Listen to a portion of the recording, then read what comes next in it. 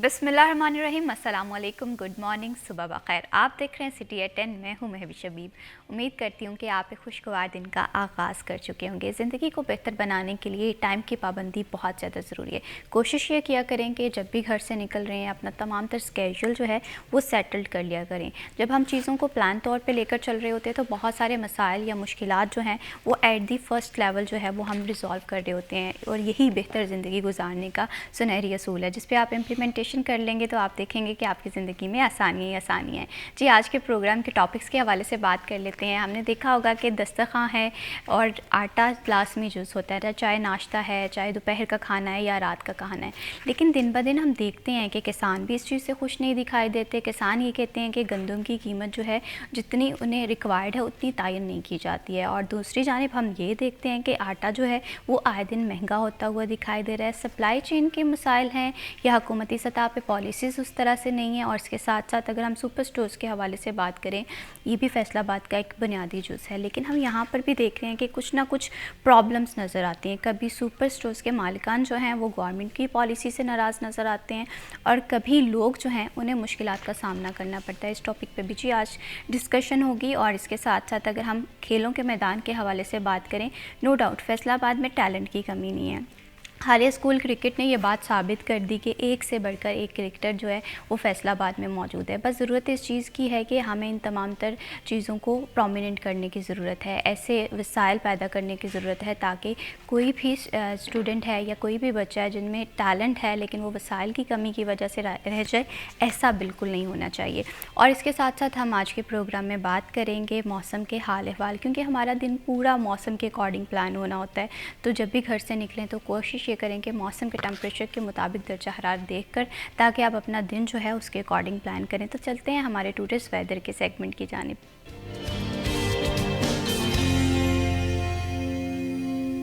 फैसलाबाद के मौसम के हवाले से बात करें तो फैसलाबाद की सुबह का आगाज़ जो है वो सूरज की सुनहरी किरणों से हुआ है। अलबत्ता सर्दी की शिद्दत अभी भी बरकरार है। आज के टेम्परेचर के हवाले से बात करें तो आज का ज़्यादा से ज़्यादा टेम्परेचर जो है वो 15 सेंटीग्रेड रहने का इम्कान है, और कम से कम टेम्परेचर जो है वो 4 सेंटीग्रेड रहने का इम्कान है। ताहम सुबह के औकात में और रात के औकात में सर्दी की शिद्दत में इजाफा ज़्यादा देखने को मिलता है, और एहतियाती तदाबीर को फॉलो करना बहुत ज़्यादा ज़रूरी है।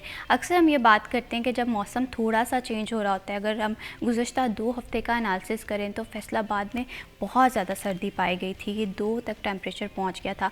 और अब अगर थोड़ा सा एनालिसिस करें तो अब टेम्परेचर कदरे बेहतर है, लेकिन जब टेम्परेचर थोड़ा बेहतर होता है तो हम एहतियात उस तरह से नहीं कर रहे होते, तो एहतियात बहुत ज़्यादा ज़रूरी है। माहिरीन ये कहते हैं कि अगर आप बीमारी से बचना चाहते हैं, स्पेशली विंटर में ख़ासकर जो छोटे बच्चे हैं और ओल्ड एज अफराद हैं जिनकी इम्यूनिटी जो है वो थोड़ी कम होती है, उन्हें गर्म कपड़ों से ढांप के रखें और घर से बग़ैर ज़रूरी ना निकला जाए। अक्सर औकात मज़ाफ़ाती इलाकों में सुबह के औकात में धुंध और स्मोक का इम्तजाज नज़र में आता है, तो ऐसे में हद निगाह भी सिफर दिखाई देती है।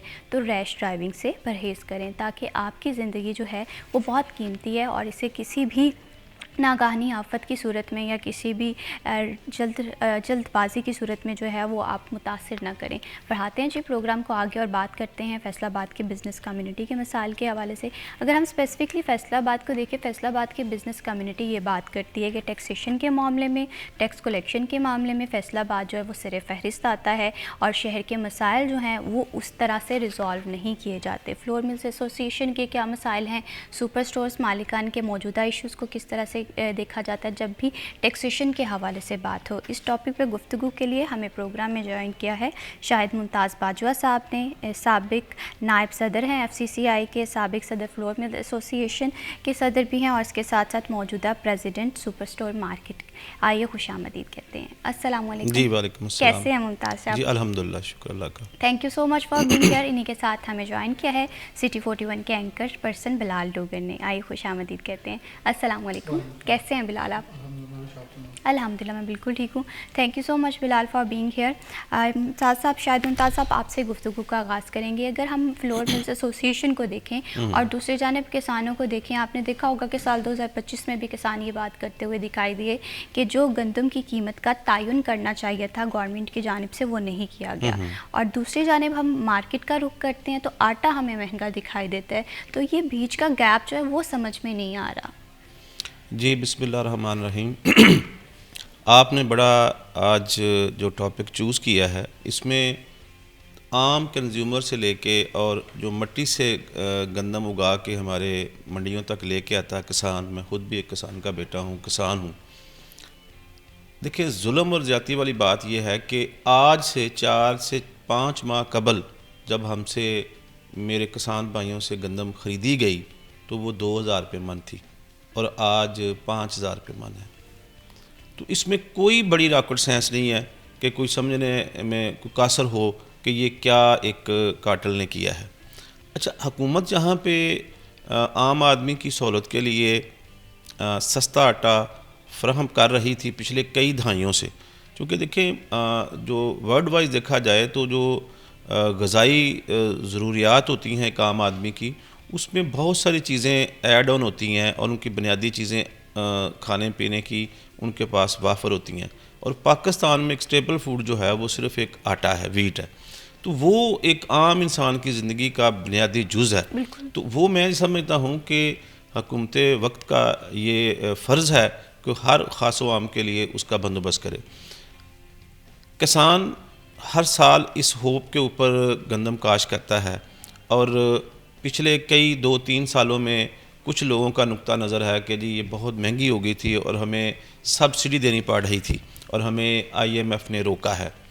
हम कभी भी इस बात को सपोर्ट नहीं करते कि आप सब्सिडी दें, लेकिन जब आप कहते हैं कि मार्केट ओपन है तो फिर ओपन का मतलब होता है डिमांड एंड सप्लाई। तो उसको कंट्रोल करने के लिए आपको चाहिए कि बारीक बीनी से इसका जायज़ा लें। आज से 3 साल कबल जब हुकूमत ने गंदम ख़रीदी थी तो उस वक़्त उन्होंने 4700 रुपये फ़ी मन के हिसाब से लेके गंदम स्टोर की थी। आज वही गंदम हमें फ्लावर मिल्स को 3000 में दे रहे हैं, तो सब्सिडी तो इन्वॉल्व हो गई। बिल्कुल। अगर आप हर साल की प्लानिंग करें कि हमें पंजाब के लिए, चूँकि पंजाब एक बड़ा सूबा है और यहाँ 75% गंदम जो है वो पंजाब से होती है, तो आप तकसीम का तरीक़ाकार बना लें कि हमने बलूचिस्तान को कितनी देनी है, KP कितनी देनी है। सिंध चूँकि उस मामले में खुद मुख्तार है, उनकी अपनी गंदम उनकी ज़रूरत के लिए पूरी होती है। तो उसके बाद आप तय करें कि आप किसान को भी मुनासिब रेट दें। जिस तरह अभी इन्होंने ये नारा लगाया कि हम 3500 में लेंगे, हाँ खुद गवर्नमेंट ले तो किसान का जो है एतमाद बहाल होगा। जब मेरे जैसे बिजनेसमैन को कहेंगे कि जी आप लें, मैं फिर बिज़नेस करूँगा अल्टीमेटली कि मैंने लगाया क्या और मुझे मिला। ये बात करते हुए दिखाई देते हैं कि 3500 इनफ नहीं है जितनी उसकी है, लेकिन कहते हैं ना होने से कुछ ना कुछ तो बेहतर है। लेकिन उसकी भी गारंटी कौन दे रहा है? पहले जब काश का वक्त था तो तब हुकूमत ने ये नारा लगाया था कि हम खुद खरीदेंगे, तो किसान ने वो गंदम लगा दी। आज जब गंदम 2 महीने बाद तैयार होकर पक के फसल आनी है तो अब टेंडरिंग हो रही है कि लोगों को बुलाया जाए प्राइवेट सेक्टर को और उनको सब्सिडी देनी ज़रूरी है कि जी अगर हम आपको 3500 रुपये में ख़रीदेंगे और अगर वापस 3000 में रिलीज़ करेंगे तो आपको 500 रुपया फ़ी मन देंगे। अगर वही किसान को दे दिया जाए तो मैं ये समझता हूँ कि आपका जो मुल्क है ये खुद गंदम खाने के अलावा एक्सपोर्ट करने की भी सलाहियत रखते हैं। इसमें सिर्फ जो 2-3 चीज़ें हैं बुनियादी, आप बीज अच्छा लेके दें किसान को, क्योंकि हर इंसान की इंडिविजुअल कैपेसिटी नहीं है कि वो इंपोर्ट कर सके। हाइब्रिड बीज पे जाएं, पेस्टिसाइड सस्ती करें, और मैं ये समझता हूँ कि किसान को यही 3000 में भी गंदम जो है ना फिर वो बारे में करेगी, उसको कुछ ना कुछ प्रॉफिट होगा और जिससे आम आदमी को भी आटा सस्ता मिलेगा। लोगों की मिथ है कि जी कुछ लोग कहते हैं जी जो आम आदमी आटा खा रहा है वो बड़े 5 स्टार होटल में भी वही खाया जा रहा है, ये गलत है।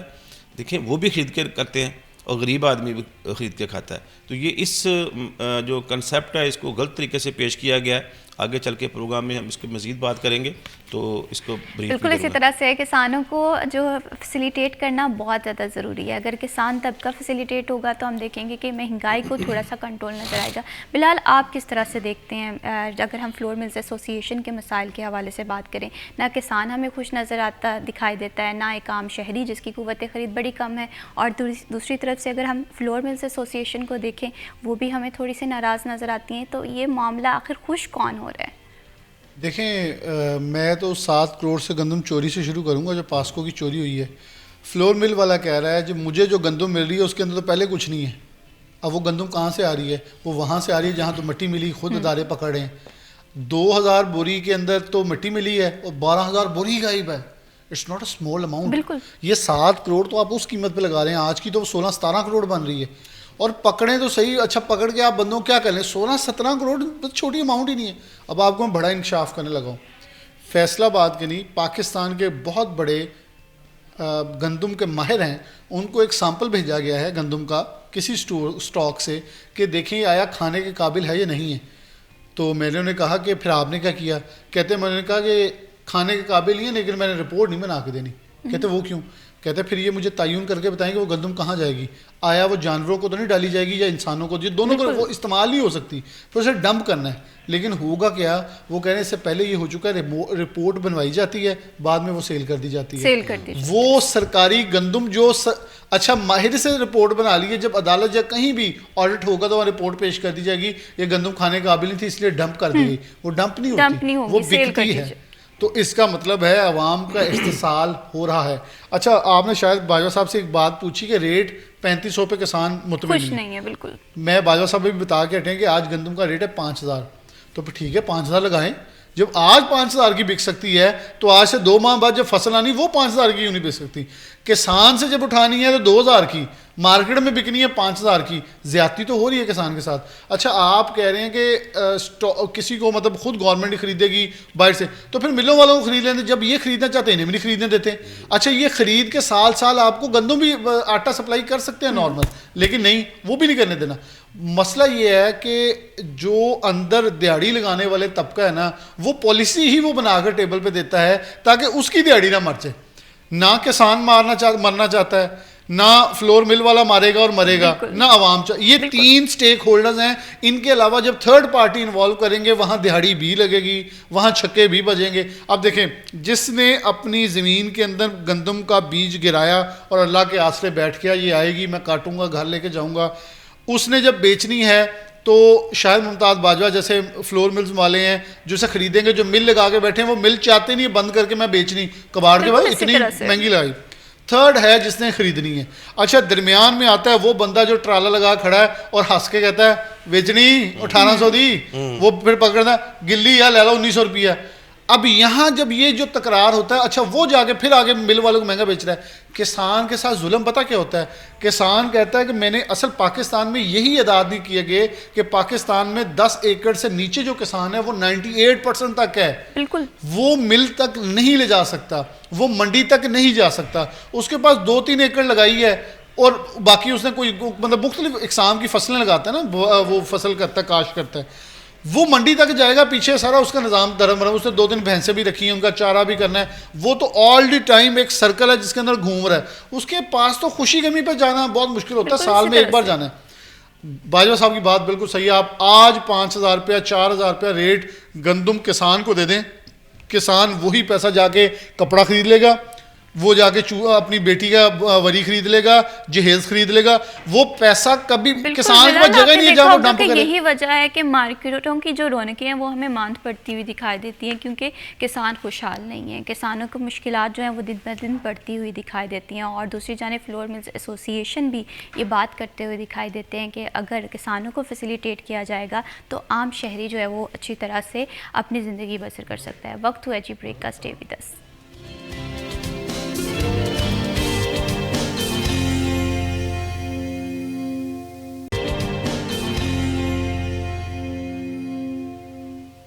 Welcome back after the break. आप देख रहे हैं सिटी एट 10 और प्रोग्राम में जी हम बात कर रहे हैं फैसलाबाद की कम्युनिटी, बिज़नेस कम्युनिटी के मसाइल के हवाले से, फ्लोर्स मिल्स एसोसिएशन के हवाले से। आपने गुज़श्ता 2-3 रोज़ पहले सुना होगा कि फैसलाबाद में आटे की कीमत जो है वो एक बार फिर आसमान से बातें करती हुई दिखाई दे रही है। मेरी तरह आप लोगों के जहन में भी आया होगा कि किसान से गंदम तो सस्ती खरीदी गई है और आम शहरी को आटा महंगा मिल रहा है। इसके पीछे क्या वजूहत है, मौजूदा सिचुएशन किस तरह से है? शायद मुमताज़ साहब, मैं चाहती हूँ कि आप इस सिचुएशन को थोड़ा सा एलेबोरेट करें, क्योंकि मेरे साथ साथ बहुत सारे लोगों के जहन में ये सवाल आया होगा कि गंदम जो है वो सस्ती ली गई है किसानों से, आटा जो है वो महंगा मिल रहा है, इसके पीछे क्या सूरत हाल देख रहे थे? नहीं, इस सिलसिले में ये गुजारिश है कि यकीनन किसान से गंदम तो इस दफ़ा हुकूमत ने ख़रीदी नहीं थी, प्राइवेट लोगों ने ख़रीदी थी। अभी ये जो ट्रेडिंग हुई है, जो पहले हम बात कर रहे थे कि जी 2000 में लेके 5000 में बिक रही है, ये गंदम आज से 3 साल पहले ख़रीदी गई थी, अभी जो फ्लोर मिल्स को इशू हो रही है, और ये सस्ते रेट पे हो रही है। आज 3,000 रुपये मन, यानी मार्केट का रेट जो आप अराउंड अबाउट 5,000 रुपये है। तो हुकूमत पंजाब ने ये अच्छा एक मैं समझता हूँ कि एक कदम उठाया कि गरीब आदमी को, आम आदमी को सस्ता आटा मिले। हम इससे 100% इत्तेफाक करते हैं, और फैसलाबाद में वाफर गंदम जो है वो फ्लावर मिल्स को दी जा रही है, और 12,000 से लेके 13,000 100 किलो वाली बोरी जो है गंदम की वो मुख्तलिफ मिलों को दी जा रही है, जिससे 1 लाख से ज़ायद थैला 10 किलो वाला सब्ज़ रंग के थैले में मिल रहा है, जिसकी रिटेल प्राइस जो है वो 905 रुपये है। ये जो आपने हवाला दिया कि 4-5 दिन पहले वाक़यातन उस वक़्त एक तो कोटा कम था फैसलाबाद का, और दूसरा रेट भी ज़्यादा था।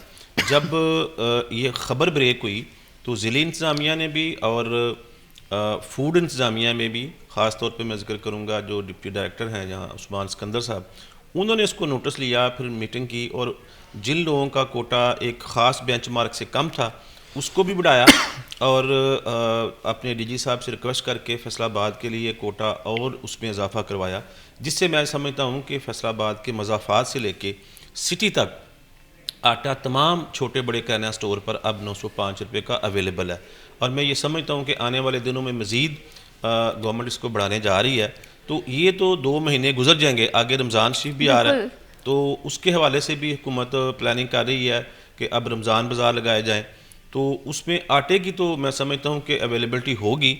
बाकी अशिया के बारे में जो मैं कुछ नहीं कह सकता, क्योंकि खजूर और बेसन लोगों ने अभी से स्टार्ट करना शुरू कर दिया है। तो उस सिलसिले में मैं ये अपना नुक्ता नज़र ये बयान कर रहा हूँ कि जो फैसलाबाद के हवाले से है ना, अभी आज के दिन तक तो आटा अवेलेबल है और सफिशेंट अवेलेबल है। आने वाले दिनों में क्या होता है उसमें यकीनन डिमांड में इजाफा होगा, चूँकि हर साल जनवरी, फरवरी और मार्च के मिड तक जो है ना वो आटे की डिमांड में इजाफा होता है। तो अगर ज़िली गवर्नमेंट और जो फूड है और ऊपर जो पंजाब गवर्नमेंट है उन्होंने थोड़ा थोड़ा इसको बढ़ाना शुरू कर दिया, तो मैं ये समझता हूँ कि इस वक्त तो आटे का बुरान नहीं होगा, लेकिन इसकी तकसीम में ओवरऑल पंजाब में मसला है। आप ये देखें कि जिस तरह अभी बिलाल भाई ने बात की थी कि चंद लोगों को सुना जाता है।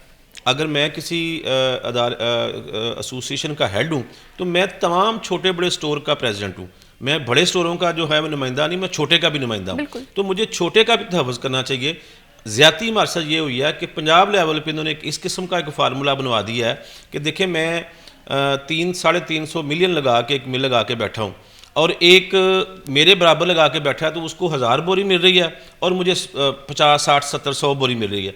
तो ये मैं समझता हूँ कि पंजाब लेवल पे इसको रिवाइज़ करने की ज़रूरत है। एक ख़ास तबका है जिसने गवर्नमेंट को इस बात में गुमराह किया था, मैं समझता हूँ, मैंने लफ्ज़ बोला है, और जिस तरह बिलाल साहब ने कहा कि कुछ लोग हैं जिन्होंने मिसगाइड करना होता है और अपना मुफाद लेना होता है। किसान से भी दूर कर दिया पंजाब गवर्नमेंट को, और बहुत सारी मिलें जो हैं बंद पड़ी हैं, जिसने इतना बड़ा सरमाया लगाया, और एक मिल में कम से कम 50 से 60 मजदूर काम करते हैं। इसका मतलब 50 से 60 ख़ानदानों का रोज़गार आपने बंद किया है। तो मेरी आपके चैनल से के हवाले से हुकूमत पंजाब से अपील होगी, जनाब जो हमारी CM साहब हैं मरियम नवाज़, वो बहुत अच्छे काम कर रही हैं जो आवाम की भलाई के लिए, तो इस नुक्ते को भी पकड़े। एक तो किसान वावेला कर रहा है और ऊपर से हमारी इंडस्ट्री भी वावेला कर रही है कि आप मसावी तकसीम करें। आप घर में 2 बच्चे हैं तो दोनों को बराबर रोटी दें, बजाय कि एक को आप 2 रोटियां दें, एक को एक दें, तो उनकी लड़ाई होगी आपस में। बिल्कुल इसी तरह से रियासत माँ की तरह होती है, तो हम उनसे माँ का प्यार चाहते हैं, और हमें डांटे अगर हमको गलत काम करते हैं। तो देखें, इंडस्ट्री लगाने का मकसद सिर्फ ये होता है कि आप रोज़गार के मौके मुहैया करते हैं। एक ख़ानदान, एक बंदा मेरे पास अगर कोई काम कर रहा है ड्राइवर, तो उसके 4 बच्चे हैं, 2 माँ बाप हैं, तो कितने लोगों को वो फीडबैक कर रहा है। तो इसलिए इंडस्ट्री को बंद करने की बजाय दुनिया इंडस्ट्री लगाने जा रही होती है। वो कौमें तरक्की नहीं करती, वो मुल्क तरक्की नहीं करता जिसके अंदर इंडस्ट्री नहीं लगती। ठीक है, तो मैं ये चाहूँगा कि आपके चैनल से, और जो लोग मुझे सुन रहे हैं, हमारे यहाँ पे पार्लियामेंटेरियन है और दूसरे लोग जो इस ऐसे सर्कल्स में बैठते हैं, तो ये बात करें कि देखिए इंडिया का आप एक मॉडल चेक कर लें। वो हमारा दुश्मन है और हमने उसको मई में खासी एक उसको टफ टाइम भी दिया, लेकिन पॉलिसी को स्टडी करें, चाहे वो गैर की है, वो मुस्लिम की है, आप उसको स्टडी करके अपने ऊपर वो इम्प्लीमेंट करें अपने रस्म रिवाज के मुताबिक। तो मैं ये समझता हूँ कि ख़ास तौर पे जो एग्रीकल्चर है, किसान है और ज़राअत है, उसको इंडिया को आपको ज़रूर स्टडी करना पड़ेगा, क्योंकि उन्होंने किस तरह तरक्की की। हमारे पास पंजाब में लैंड ज़्यादा है, उनके पास कम है, और वो खुद भी खाते हैं, दूसरों को भी खाते हैं और एक्सपोर्ट भी करते हैं। और हम हर दफ़ा गंदम का अभी भी डेफिसिट है। डेफिसिट इस तरह है कि अगर गवर्नमेंट ने ना खरीदी आने वाले दिनों में तो किसान फिर उड़ जाएगा, और जो ज़ख़ीरा अंदोज़ है वो ज़ख़ीरा कर लेंगे, किसान से 2200-3000 में लेके फिर कल को 5000 की बेचेंगे। तो गवर्नमेंट ने अब भी तो सब्सिडी दी है हमें कि 4700 वाली गंदम हमें 3000 में दे रही है। तो वाई नॉट आने वाले वक्त में ऐलान करे और ख़ुद उसका आगे आए। गवर्नमेंट के लिए कोई मसला नहीं होता, 200-400 अरब की गंदम अगर ले लेते हैं तो उसको महफूज हाथों में दें। अगर किसी महकमे में कोई काली भेड़े हैं उसको निकालें, जिस तरह अभी बिलाल भाई ने जिक्र किया पास्को की गंदम है, हमारे महकमा खुराक में भी कुछ लोग ऐसे थे जिन्होंने गंदम खुद बुद की है, उनको सजा दें, अदारे ना बंद करें। तो मेरी आपसे दोबारा गुजारिश होगी कि आप भी इस मसले को हाईलाइट करें। फिल वक्त फैसलाबाद में आटा मुयसर है, आने वाले वक्तों में अगर ये हुकूमत कोटा बढ़ाती जाएगी तो रमज़ान तक अवेलेबिलिटी रहेगी। बिल्कुल इसी तरह से है, हुकूमती सतह पे बहुत अच्छे इनिशिएटिव भी लिए जा रहे हैं, लेकिन कुछ इनिशिएटिव ऐसे होते हैं जिन पे ज़ीरो टॉलरेंस होनी चाहिए, जिसमें किसान को गंदम जो है वो बर वक्त उनसे ख़रीदी जाए, कीमतों का तयन जो है वो ऐसा किया जाए ताकि आम शहरी की जो ज़िंदगी है वो भी मुतासिर ना हो। बिलाल, आप महंगे आटे के ज़िम्मेदार किसे ठहराते हैं? अच्छा, इसमें ना ज़िम्मेदार मेरे ख्याल में, अब देखें मैं आपको कल की बात बताता हूँ, 150 चक्कियों वाले कल प्रोटेस्ट कर रहे थे। यस, मुझे ये समझ नहीं आती, क्या सरकार चक्की वालों को गंदम दे रही है? जवाब है नहीं। फिर भाजी छापे क्यों मारन रहे हैं? ये पैरा फोर्स को मुझे लगता है समझ ही नहीं है। मैं बड़ा कैटेगोरिकली सामने कह रहा हूँ। मैंने परसों एक वीडियो लगाई कि गुलामाबाद मंडी के बाहर तमाशा लगा हुआ है, पूरी रोड ऐसा लग रहा है मंडी में तब्दील हो गई है। वो मंडी वाले कह रहे हैं इन्हें अंदर भेजो ताकि वो पैसा ऐसी कमा के मंडी ठीक करिए। अच्छा, वो सड़क पे लगाते हैं, और मुझे अच्छा वहाँ सड़क पे जो लगाते हैं, वहाँ जिसके घर है ना आमने सामने, वो उनसे पता ले रहे हैं। सही प्रॉब्लम इज दिस कि हम जहाँ बकरा हलाल हो रहा है वहाँ नहीं पकड़े, जहाँ उसकी बोटी बिक रही है ना जाके उन्होंने कहते तू गलत बेचन दिया, वो कहता भाई हलाल के नहीं कर रहे, उन्होंने तो फाड़ लो पहले। प्रॉब्लम ये है कि चक्की वाले को गंदम मिल रही है 5000, 4500, 4600, 4700 की, वो कैसे 180 रुपये, 90 रुपये, 100 रुपये आटा बेचे? वो 130-35 बेचेगा, आप कैलकुलेशन कर लें। अच्छा, आप छापे मारे, आपने 35-30 चक्कियां सील कर दी, आपने ऊपर रिपोर्ट भेजी जैसे आटा कंट्रोल कर लिया। आटा कंट्रोल नहीं हुआ, आपकी खपत बढ़ गई है, चक्कियां सारी होगी बंद, सील होगी। अब खपत गई दुकान पे आ रहा है फॉर एग्जाम्पल, जैसे बाजू साहब ने कहा 100 बैग, अब वहाँ डिमांड 150 बैग की होगी। तुसी कहना फाड़ लो पै गया, आटा शॉर्ट हो गया। आटा शॉर्ट नहीं हुआ, आपकी नेग्लिजेंस है, नाकामी है। अब अच्छा, ये डीसी नहीं कर रहा, ये कमिश्नर नहीं कर रहा, ये डायरेक्टर फूड नहीं कर रहा, ये एसी सिटी नहीं कर रहा, ये पैरा फोर्स का एक बंदा जाता है, वो कहता है ओए होए फाड़ लो इन्होंने महंगा। वो कह रहा है जी ये पर्ची है 4700 की गंदम है, सही, ये किसने मुझे बेची है, इसे पकड़े जाके, ये क्यों महंगी बेच रहा है। अच्छा, फिर इसके अंदर एक और अचंभे की बात बताता हूँ जो बड़ी मजे की है, बाजवा साहब इससे इत्तेफाक करेंगे। बाजवा साहब कहते हैं मुझे गंदम चाहिए, सरकार कहती है कि मैंने शाह कोर्ट के पास, शोर कोर्ट के पास एक बंदे से गंदम पकड़ी है, वो ब्लैक करके बेच रहा था, आप उससे ले लें। अच्छा, गंदम कितने की है? 2900-3000 की लेनी है सरकारी रेट के मुताबिक। अच्छा, इतने की मिलेगी। वो बंदे को कॉल करते हैं, अच्छा गंदम वहां सरकार नहीं बैठी, जब्त है गंदम। वो कहता है ठीक है मैं बाजवा साहब को भेजता हूँ, बाजवा साहब कॉल करते हैं गंदम दे दें, वो कहते हैं आज ना आयो कल आ जाओ, लेकिन पैसे एडवांस दे दें। पैसे दे दिए एडवांस। अच्छा, बाजवा साहब जब गंदम उठवा के पहुंचते हैं अपनी फैक्ट्री में, पता लगता है जो 20% मिट्टी मिली है या उसे पानी लगा के वजनी किया गया। अब इसका जिम्मेदार कौन है? सरकार तो जोले, सरकार ने तो सिर्फ जब्त की है। अब ये वो हिडन क्लॉज हैं, हिडन चूहे हैं, पंजाबी में कहें, ये चूहे हैं जो लगाए जा रहे हैं। और फिर आप कह रहे हैं कि मिल वाला कैसे, वो अपनी जेब से तो नहीं, उसने भी बच्चों का पेट पालना है। अच्छा, फिर चौकर और सब कुछ निकाल के वो जो आटा बेचना है उसके पल्ले भी, क्योंकि उसके पल्ले तो पहले भी मिट्टी मिली हुई है, पानी लगा हुआ है। अच्छा, 3 साल पहले गंदम पड़ी है, वो भी आप यहाँ माहिरीन खुराक को बुला के पूछें कि उसके अंदर न्यूट्रिएंट वैल्यूज कितनी कम हो जाती है। वो मसाइल है जो एक आम शहरी को नहीं पता है। एक आम शहरी यही देख रहा है आम शहरी को गवर्नमेंट बहुत, मैं एक ऐड करूंगा मैडम, सॉरी, जिस तरह अब्राल भाई ने भी बात की, तो मैंने कल ये फार्मूला दिया इनको चक्कियों वालों के हवाले से। मैंने कहा देखें, अगर 15 किलो का आटा एक मिल बेच रही है एनीबॉडी, उसको तकसीम कर ले पर केजी और उसको 15-16 रुपये उसको मजदूरी दे दें, उसकी इतनी बनती है 135-40 रुपये किलो। अभी जो बिलाल साहब ने बात की ना पकड़ दकड़ वाली, मैं ये अल-ऐलान का यहाँ कहता हूँ कि कुछ लोगों ने, इसमें कुछ सीएम तक बात नहीं है, कार्टेल बनाया हुआ था कि गंदम पकड़ी, हमारे यहाँ 10 मिले हैं, 2 को कहा जी आप उठाते जाएं, उनको फैसिलिटेट किया गया और बाकी 8 को पीछे किया गया। आज फार्मूला ये बना दिया गया कि जिसकी जितनी ज़्यादा चलती थी उसको उतना ज़्यादा कोटा मिलेगा। भी मैं कहता हूँ कि एक को सरकार खुद ही पकड़ के गंदम दे रही है और उसको, इसका मतलब ये हुआ कि ये तो सीधा काम शहरी की जिंदगी को ये तो सीधा केस बनता है कंपटीशन ऑफ पाकिस्तान का जो मुसाफती कमीशन है कि देखें अगर आप 4 प्लेयर हैं मार्केट के अंदर तो 2 को फर्दर आपका जरूर पॉइंट ऑफ व्यू जानूंगी। ये बड़ा बिलाल ने एक अहम नुक्ता उठाया है क्योंकि इससे आम शहरी के जहन में भी तहफ़्फ़ुज़ात पैदा हो रहे हैं और टेक्सटाइल, अगर हम मिल्स एसोसिएशन के हवाले से, फ्लोर मिल्स के हवाले से बात करें तो वो भी यहाँ पर नाराज़ दिखाई देते हैं। वक्त हुआ जी ब्रेक का, स्टे विद अस।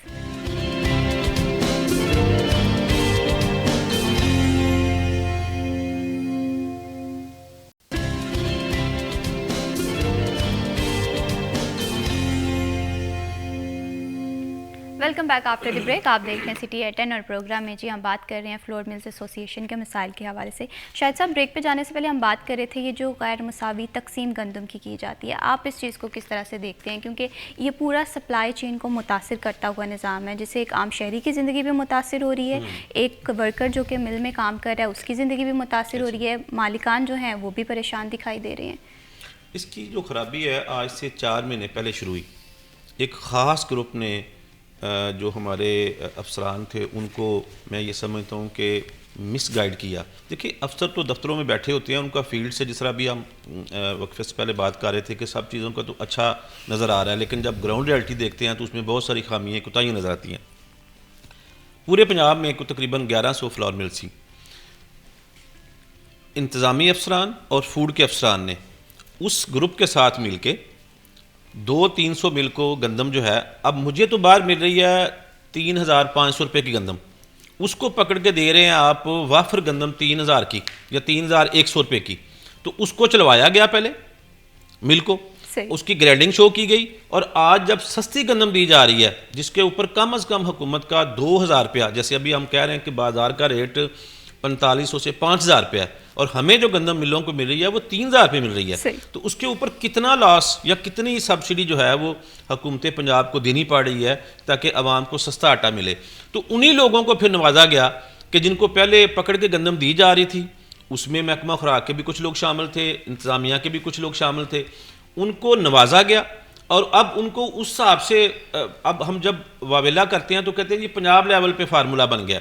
वाकई ठीक है, हमारे उसमें जो डिस्ट्रिक्ट फूड कंट्रोलर है या डिप्टी डायरेक्टर है या हमारे डीसी साहब हैं वो कुछ नहीं कर सकते, वो कहते हैं जी ये तो पंजाब से बन के आया। पहले पंजाब से ही गेम शुरू हुई। हम ये समझते हैं कि लाहौर में जो लोग बैठे हैं हमारी एसोसिएशन में, जो कार्टर हैं जिन्होंने हुकूमत वक्त को, हमारे मैं नाम नहीं लूँगा, कुछ ऐसे मीडिया के लोग भी हैं जिन्होंने बहुत सारी, अगर एक ही मेरी पोस्ट ही निकाली जाए या बिलाल साहब की तो हर आने वाले दिन में वो नया रूप उसको दिया जाता है। इन्होंने गलत गाइड किया है। मैं आज भी अभी क्योंकि नई गंदम आने में पंजाब के अंदर 2 महीने बकाया हैं, चूँकि मार्च एंड पे या अप्रैल में आ जाती है, आज भी अपने फैसले को रिव्यू करें। मैं समझता हूँ कि इससे किसान भी खुश हो जाएगा, खुशहाल हो जाएगा। ना 5000 के लिए जिस तरह पहले हम बात कर रहे थे 3500 को सफिशेंट नहीं है, लेकिन एक बेंचमार्क तय हो जाएगा। किसान को पता होगा कि मैंने इतने की बेच के मैंने भाई ये काम करना है। देखें पिछले 2 साल से आपने गंदम नहीं खरीदी, 500 अरब का जो हर साल का नुकसान हुआ है वो 1100 अरब था।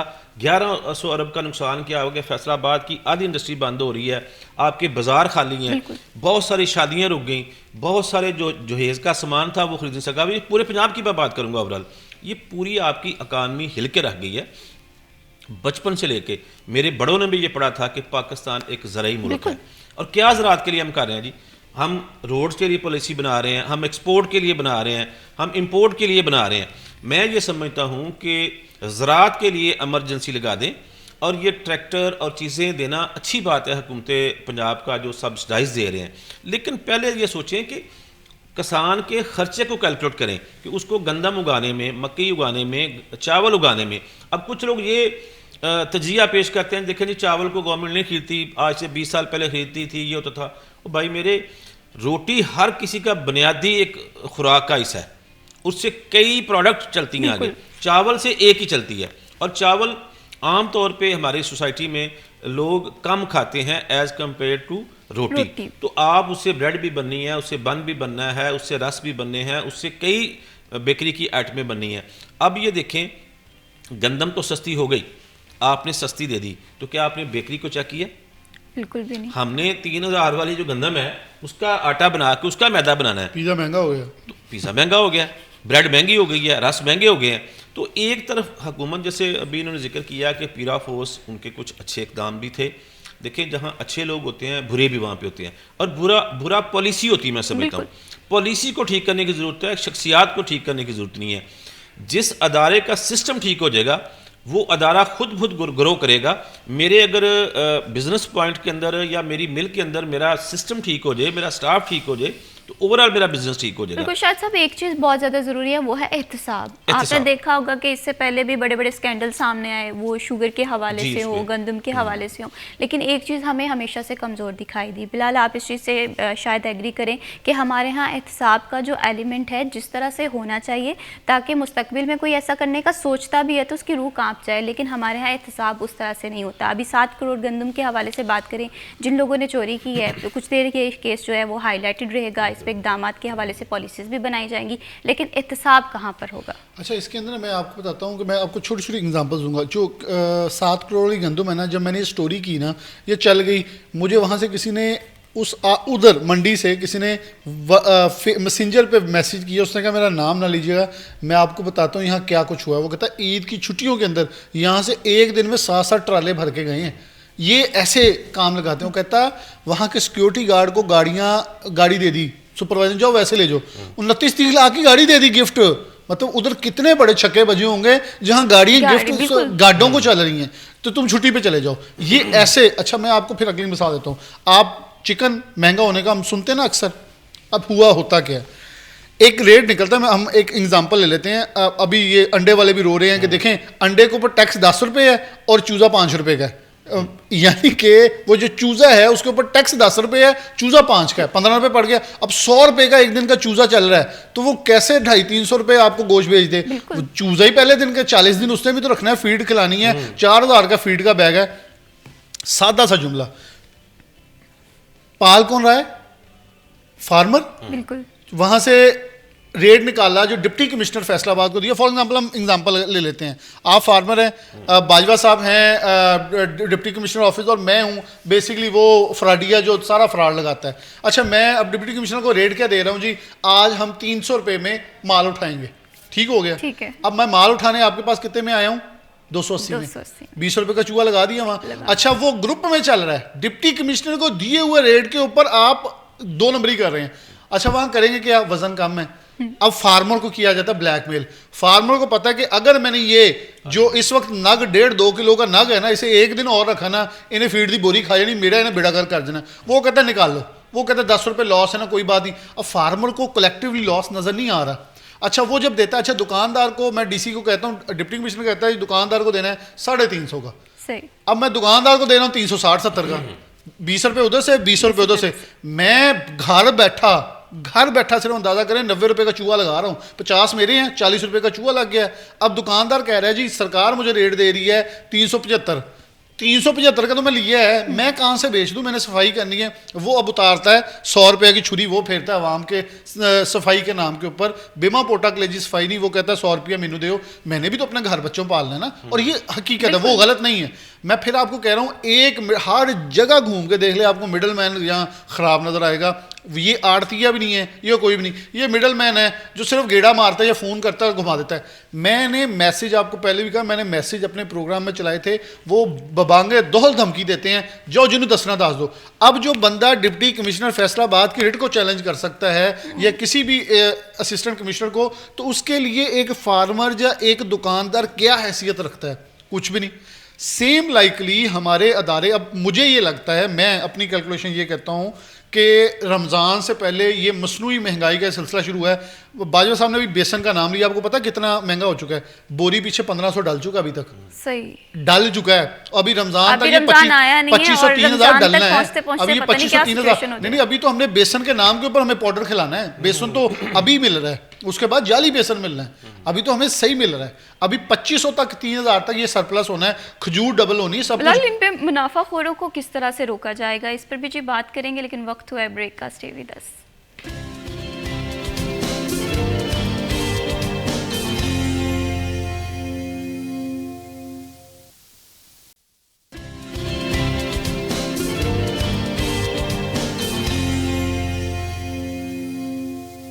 Welcome back after the break. आप देख रहे हैं सिटी एट 10 और बढ़ाते हैं जी प्रोग्राम को आगे और बात करते हैं रमज़ान मुबारक में महज चंद दिन बाकी रह गए हैं, लेकिन हम क्या देखते हैं कि हर साल की तरह ये प्रैक्टिस की जाती है कि जैसे ही इस मुबारक माह की आमद का सिलसिला शुरू होता है तो हम देखते हैं कि मुनाफाखोर जो हैं वो बड़े सरगर्म दिखाई देते हैं।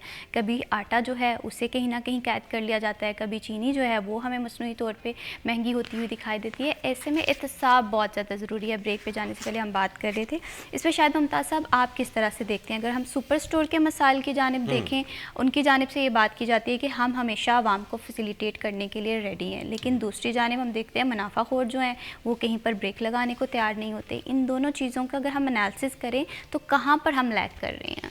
देखिए, फैसलाबाद के हवाले से मैं बात करूँगा ना, तीसरा बड़ा सनती शहर है। यहाँ पे बहुत सारे मज़दूर जनूबी पंजाब से इधर उधर से भी यहाँ ठहरे होते हैं। हमने अपने तमाम स्टोर्स पे बड़ी परमानेंट जगह पे डीसी काउंटर्स बनाए हैं।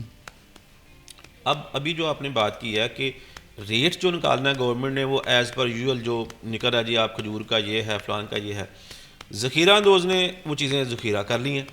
अब जैसे ही रमज़ान शुरू होगा 2-3 दिन पहले लोगों की ख्वाहिश होती है कि अपनी खरीदो फरोख्त कर लें, तो हमें अब वो खजूर जो गवर्नमेंट कह रही है इस रेट पे है या बेसन इस रेट पे है, हमें तो उससे 100 रुपया ऊपर मिलना है।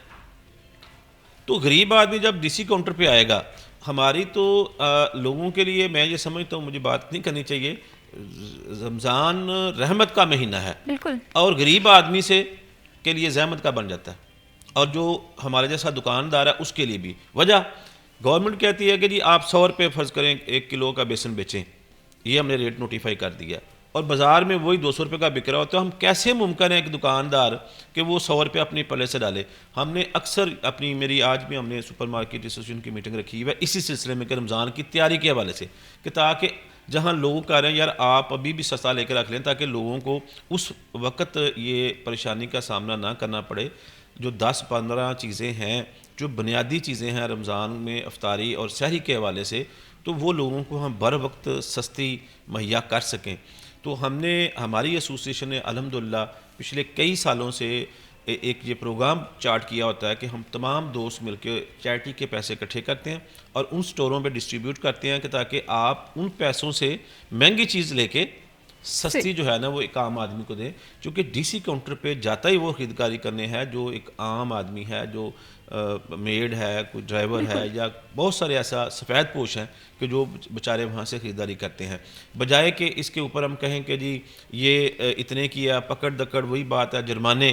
तो मेरी इंतज़ामिया से भी ये गुजारिश होगी कि आप इसके बारे में हमसे रब्ता करें। हम इसको मिलके मज़ीद इस साल बेहतर करना चाह रहे हैं ताकि इसको वसी करें, ताकि अगर एक स्टोर पे एक डीसी काउंटर है तो उसके अंदर बहुत सारी चीज़ें हम और ऐड ऑन करेंगे। मेरी अपने दोस्तों से पहले भी गुजारिश थी, आज भी मैं जाके करूँगा कि जिसमें आप सर्फ भी रखें, जिसमें आप साबुन भी रख दें, उसमें आप खजूरें, बेसन, आटा, दालें तो हम रख ही रहे हैं, और जितनी चीज़ें आपने रमज़ान में क्या कहते हैं कि कुछ सदका करना है तो वो भी उधर रखें, ताकि वहाँ से मुस्तक आदमी ने उठाना है। गैर मुस्तक आदमी तो पीछे जो स्टोर की बाकी प्रोडक्ट्स हैं उसमें से करेगा, ब्रांड की चीज़ें खरीदेगा।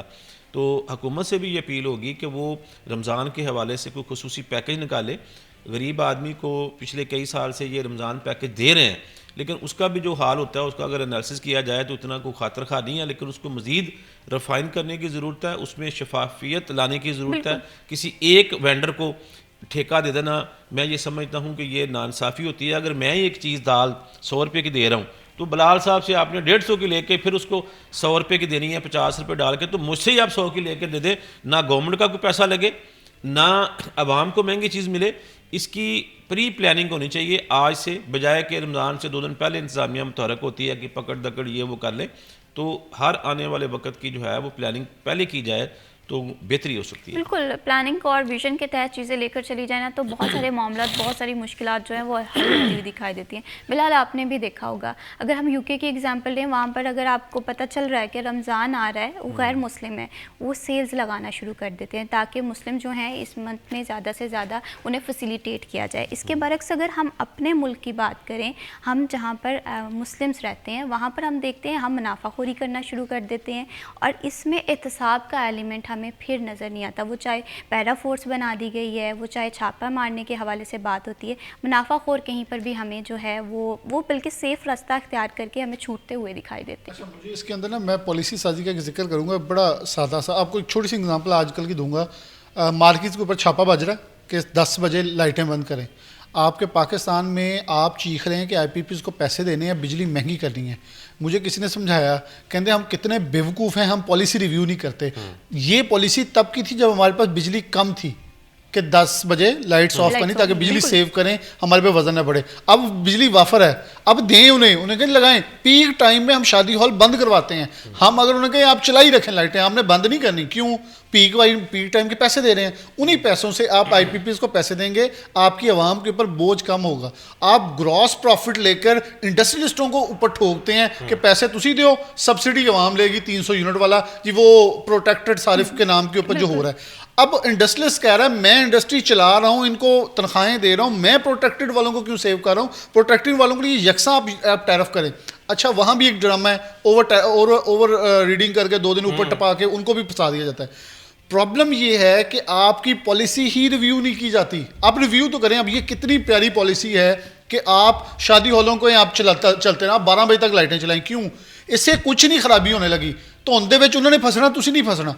प्रॉब्लम यह है कि आपकी लाइट कंज्यूम हो रही है, वो बिल दे रहे हैं और सारे मार्केट वाले बिल दे रहे हैं, वो लाइटें ऑन करके किसको बिल देना है? सरकार को देना है। बिजली तो आपकी वाफर है, इस्तेमाल करने दें। हम अपनी पॉलिसी को दोबारा रिव्यू ही नहीं करना चाहते, जिस बिना के ऊपर हमारे बेशतर प्रॉब्लम जूं के तूं पड़े हैं। मतलब फॉर इंस्टेंस आपने कहा हुआ है कि अभी इंडस्ट्री को सब्सिडी दी है, तो हम जी वो सब्सिडी क्या है? वो ये है कि आप बिजली इस्तेमाल करें एक्स्ट्रा, उसके ऊपर आपको 20 या 25% डिस्काउंट होगा। वो कह रहे हैं इंडस्ट्री बंद हो रही है, हमने इस्तेमाल करनी, हमें महंगी पड़ रही है, इसे सस्ती करें जो हम यूज़ कर रहे हैं।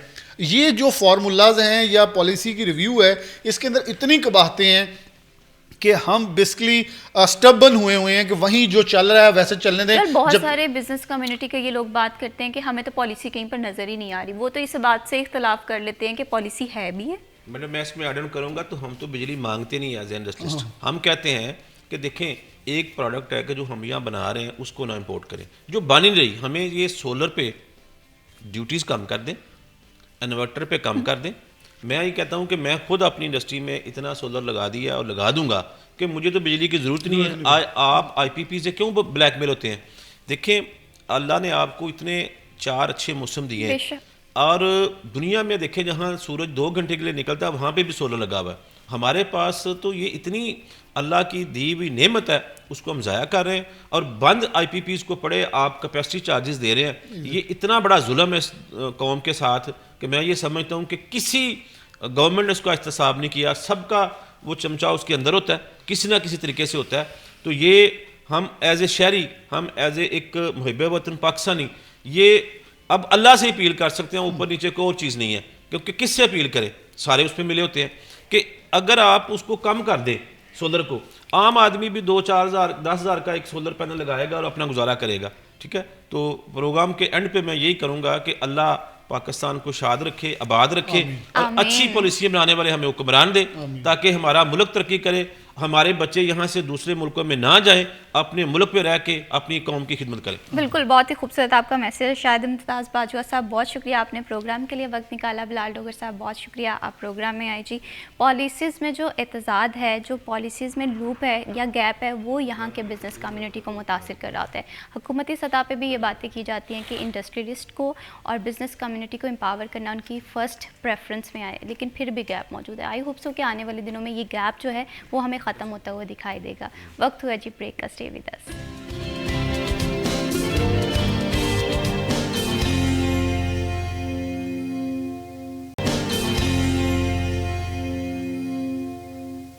Welcome back after the break. आप देख रहे हैं सिटी एट एंड बढ़ाते हैं जी प्रोग्राम को। आके बात करते हैं फैसलाबाद के हवाले से। फैसलाबाद सनतों का शहर नहीं बल्कि साथ ही साथ टैलेंट का भी शहर है। इस बात का पता तब चला जब फैसलाबाद में स्कूल स्पोर्ट्स टूर्नामेंट हुआ, जिसमें खिलाड़ियों की उम्र तो बाज़ाहिर बहुत छोटी थी, बहुत कम थी, लेकिन उनके ख्वाब बड़े ऊँचे थे। मैदान में जब उतरे क्या खूब कारकर्दगी दिखाई, क्या जोशो जज्बा था, और यूँ मानो देखते ये लगता था कि ये लोग मुस्तकबिल के कौमी हीरो हैं और बैनुल-अक़वामी सतह पे पाकिस्तान का नाम रोशन करेंगे। और ये टूर्नामेंट जो है साथ ही साथ इस चीज़ का भी सबूत था कि फैसलाबाद में टैलेंट की कमी नहीं है, बस ज़रूरत इस तरह की है कि इसमें अपॉर्चुनिटीज़ क्रिएट की जाए ताकि ज़्यादा से ज़्यादा लोगों को इंगेज किया जाए। इस टूर्नामेंट के हवाले से बात करेंगे, यहाँ के प्लेयर्स में कितनी कैपेसिटी है, क्या क्या अपॉर्चुनिटीज़ हैं। इस टॉपिक पर गुफ्तगू करने के लिए हमें प्रोग्राम में ज्वाइन किया है अहमद साबिर ने, जो कि कैप्टन है अंडर 15 क्रिकेट टीम के। आइए खुशामदीद कहते हैं। अस्सलाम वालेकुम। कैसे हैं अहमद आप? मैं अल्हम्दुलिल्लाह ठीक, आप सुनाएं? अल्हम्दुलिल्लाह मैं बिल्कुल ठीक हूँ। Thank you so much Ahmad for being here. और इन्हीं के साथ हमें ज्वाइन किया है अली साबिर, जो कि बेस्ट ऑलराउंडर स्कूल टूर्नामेंट रह चुके हैं। इसके साथ साथ पाकिस्तान का नाम जो है वो इंग्लैंड में भी रोशन कर चुके हैं, वहाँ पर भी पाकिस्तान की नुमाइंदगी कर चुके हैं। आइए खुशामदीद कहते हैं। अस्सलाम वालेकुम। वालेकुम सलाम। कैसे हैं अली आप? जी अल्लाह का शुक्र, आप सुनाएं? अल्हम्दुलिल्लाह मैं बिल्कुल ठीक हूँ। Thank you so much for being here. मैं सबसे पहले अली आपसे गुफ्तगू का आगाज़ करूँगी। कैसा महसूस होता है जब आप पाकिस्तान को इंटरनेशनली रिप्रेजेंट कर रहे होते हैं? क्रिकेट के तो वैसे ही आपकी जो टैलेंट है, ऑलराउंडर है माशाल्लाह आप, तो कैसा महसूस हुआ जब आप इंग्लैंड जाके पाकिस्तान की तरफ से खेल रहे थे? जी सबसे पहले अल्लाह ताला का शुक्र अदा करता हूँ कि अल्लाह ताला ने अपॉर्चुनिटी मुझे दी और इंग्लैंड में मैं स्काबरा कॉलेज की तरफ से खेला हूँ और काफ़ी इंग्लैंड की हिस्ट्री में मैंने रिकॉर्ड बनाया है। सबसे ज़्यादा रन्स किए हैं वहाँ पे मैंने, एक डबल सेंचुरी की है, 14 सेंचुरियाँ की हैं और 950 किए हैं। और इसमें मुझे बहुत अच्छा सपोर्ट किया है जिन्होंने मेरा कॉन्ट्रैक्ट करवाया। रहीम अली भाई यूके के हैं और तनवीर भाई हैं वहाँ के, और जो हमारा हेड मास्टर है स्काबरा कॉलेज का mister guy, he is very good personality and he encouragement has been biggest motivation for me or I really appreciated it and और इसमें रहीम भाई उनके क्लब से मैं खेला हूँ, उन्होंने काफ़ी मुझे सपोर्ट किया है और जिसकी वजह से मैं ये रिकॉर्ड बना जब आपको एक अच्छा कोच मिल जाता है, जब आपको एक अच्छी डायरेक्शन मिल जाती है, तो आपके लिए जो बाकी के रास्ते हैं वो आसान हो जाते हैं। हाँ, लेकिन मेहनत जो है वो तो बहुत ज़्यादा ज़रूरी होती है। जी ऐसे ही है, बस हार्ड वर्क सबसे ज़्यादा ज़रूरी है और डिसिप्लिन का काफ़ी रोल है इसमें, और बस कीप हार्ड वर्किंग से ही आप आगे जा सकते हैं। अहमद आप कब से क्रिकेट खेल रहे हैं? मुझे 4-5 साल हो गए खेलते हुए। 4-5 साल। आप और दोनों भाई भी हैं, और किससे देखकर एक शौक़ हुआ कि आप फैमिली ने इंसिस्ट किया कि जिस तरह से अली जो है वो क्रिकेट खेल रहे हैं आपको भी खेलनी चाहिए, या बाज़ाहिर ये शौक़ आपका अपना था? नहीं, वैसे ही अपना शौक़ था पहले से ही, और बाबा ने काफ़ी सपोर्ट किया इसलिए फिर क्रिकेट में आए और अब इंशाल्लाह रिप्रेजेंट करेंगे पाकिस्तान को। बिल्कुल इसी तरह से अगर हम आज के टाइम के हवाले से बात करें, जहाँ पर सारे बच्चे गैजेट्स में मसरूफ़ होते हैं, सोशल मीडिया का टाइम होता है, तो आपके जहन में किस तरह से ये बात आई कि now it's time to go for the sports? बस बाबा थे और शुरू से ही शौक़ था क्रिकेट का, और वो अब आके पहले बाबा ने किया, उसके बाद मेहनत करते रहे और अब उसका रिज़ल्ट मिल रहा है अल्हम्दुलिल्लाह, और मेहनत करेंगे। सबसे ज़्यादा सीखते आप किससे हैं? जैसे कि आपके भाई जो हैं वो भी इस फील्ड में हैं, तो क्या आपको सिखाते हैं कि इस तरह से बैटिंग करनी है, बॉलिंग इस तरह से करनी है, कि आप सिखा रहे होते हैं? नहीं, मैं तो सबसे पहले तो बाबा हैं, उसके बाद सर खुर्रम शहजाद और मोहम्मद अशरफ सर, उन्होंने काफ़ी सपोर्ट किया, वो सिखाते थे, और बस फिर खुद भी करने लग गए। फिर डिसिप्लिन किस तरह से मैनेज किया? अगर मैं आपके उम्र के बच्चों को देखूं तो सबसे ज़्यादा मुश्किल होता है कि नज़्म ज़ब्त पे बरकरार रखना, अपनी टाइमिंग को मेंटेन करना, सुबह जल्दी से प्रैक्टिस के लिए जाना, ये सारी चीज़ें आपने किस तरह से मैनेज की? एक शौक़ था जिसे एक ख्वाब था कि पूरा करना है, बस उसके लिए मेहनत कर रहे हैं और इंशाल्लाह आगे भी करते रहेंगे। बिल्कुल इसी तरह से मेहनत और डेडिकेशन बहुत ज़्यादा ज़रूरी होती है। अली आप बताइए कि आप क्रिकेट कब से खेल रहे हैं? जी मुझे अराउंड अबाउट 6 ईयर हो गए हैं क्रिकेट में, और बल्कि शुरू से ही मेरे फादर खुद एक्स फर्स्ट क्लास क्रिकेटर हैं और शुरू से ही हम ग्राउंड में जाते हैं और उनसे बहुत सपोर्ट मिलती है हमें क्रिकेट में। बैकग्राउंड फैमिली से हमें पूरी सपोर्ट है, जिसकी वजह से हम क्रिकेट में आए हैं और इंशाल्लाह उम्मीद है कि फ्यूचर में इसे अच्छा करेंगे। बाबा को देखकर क्रिकेट का शौक़ पैदा हुआ या आपका खुद का भी इंटरेस्ट क्रिकेट में था? नहीं, शुरू में तो बाबा को ही देख कर हुआ है, क्योंकि उनके साथ ग्राउंड जाते थे, वो मैच खेलते थे, हम साथ जाते थे, तो काफ़ी चीज़ें सीखने को मिली। फिर उसके बाद एक माइंड सेट हो गया कि अब ग्राउंड में ही खेलना है बस। ओके, अगर हम जैसे कि मैं अभी बात कर रही थी कि अगर हम आज के बच्चों को देखें तो आज का टाइम है सोशल मीडिया का। लोग क्या करते हैं कि अपना फ़ोन में ज़्यादातर मसरूफ़ होते हैं, ख़ास करके आपके एज के लोग। तो आपने किस तरह से ये सारी चीज़ें मैनेज की कि आया एक तरफ पढ़ाई भी है? अगर पढ़ाई के हवाले से बात करें तो स्टूडेंट्स हमेशा ये शिकायत करते हुए दिखाई देते हैं कि या तो पढ़ाई मैनेज होगी या तो हम खेल कूद करेंगे। तो ये दोनों चीज़ों ने किस तरह से आपने इसमें एक इम्तजाज, इसमें बैलेंस रखा?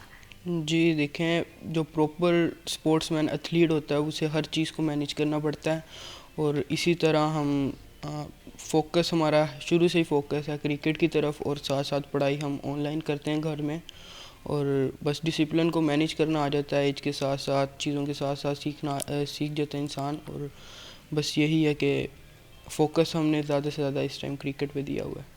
आपको ज़्यादा क्या क्योंकि आप ऑलराउंडर हैं, ज़्यादा बैटिंग पसंद है या बॉलिंग है? आपका इंटरेस्ट ज़्यादा किस तरफ है? मैं एक्चुअली हूँ बैटिंग ऑलराउंडर, मेन बैटिंग करता हूँ और साथ ऑफ स्पिन करता हूँ। सही। तो बेस्ट प्लेयर आपको कौन लगते हैं अगर हम पाकिस्तानी क्रिकेट टीम के हवाले से बात करें? इस टाइम तो बाबर आजम मुझे लगता है जो अच्छा एक प्लेयर है। सही। बाबर आजम मैं देखती हूँ, जब भी मैं किसी से पूछती हूँ कि आपके फेवरेट क्रिकेटर कौन है तो मोस्टली बाबर आजम का नाम लिया जाता है। कौन सी क्वालिटीज़ हैं, कौन सी इंस्पिरेशंस हैं जो कि आप बाबर आजम से गेन कर रहे होते हैं कि हाँ मुझे भी ऐसा बनना है? क्योंकि उन्होंने बहुत ज़्यादा मैचेस जितवाए पाकिस्तान को, बहुत कुछ किया उन्होंने पाकिस्तान के लिए, जिसकी वजह से एवरी बच्चे का रोल मॉडल बाबर आजम है, और उनका एटीट्यूड बहुत अच्छा है। वो एक बहुत अच्छे इंसान लगते हैं और प्लेयर बहुत अच्छे हैं। सबसे बड़ी बात कि काफ़ी अच्छा उन्होंने ना अपने मुल्क के लिए किया हुआ है, जिसकी वजह से हर बच्चा उनको देखता है। अली, आपके फेवरेट प्लेयर कौन है? मेरा फेवरेट प्लेयर तो खैर फास्ट बॉलर है मोहम्मद आसिफ। क्यों? वो इस वजह से क्योंकि क्वालिटी आपको पता तो है, उसका स्विंग बड़ा अच्छा होता है और लाइन लेंथ, वो बड़ा अच्छा बॉलर है, वैसे ही अच्छा लगता है। इसके साथ साथ और क्या सीखते हैं? क्योंकि मैं ये समझती हूँ कि जब हम किसी प्लेयर को ग्राउंड में उतरते देखते हैं, हम उसकी टेक्निक्स तो सीख ही रहे होते हैं, लेकिन साथ ही साथ हम ये देख रहे होते हैं कि जब वो पर्सन अपने लो स्टैंड पे होता है तो वो किस तरह से इस गेम को टैकल करता है, जब वो विन कर रहा होता है वो चीज़ों को किस तरह से मेंटेन कर रहा होता है। आप भी ये चीज़ें देखते हैं?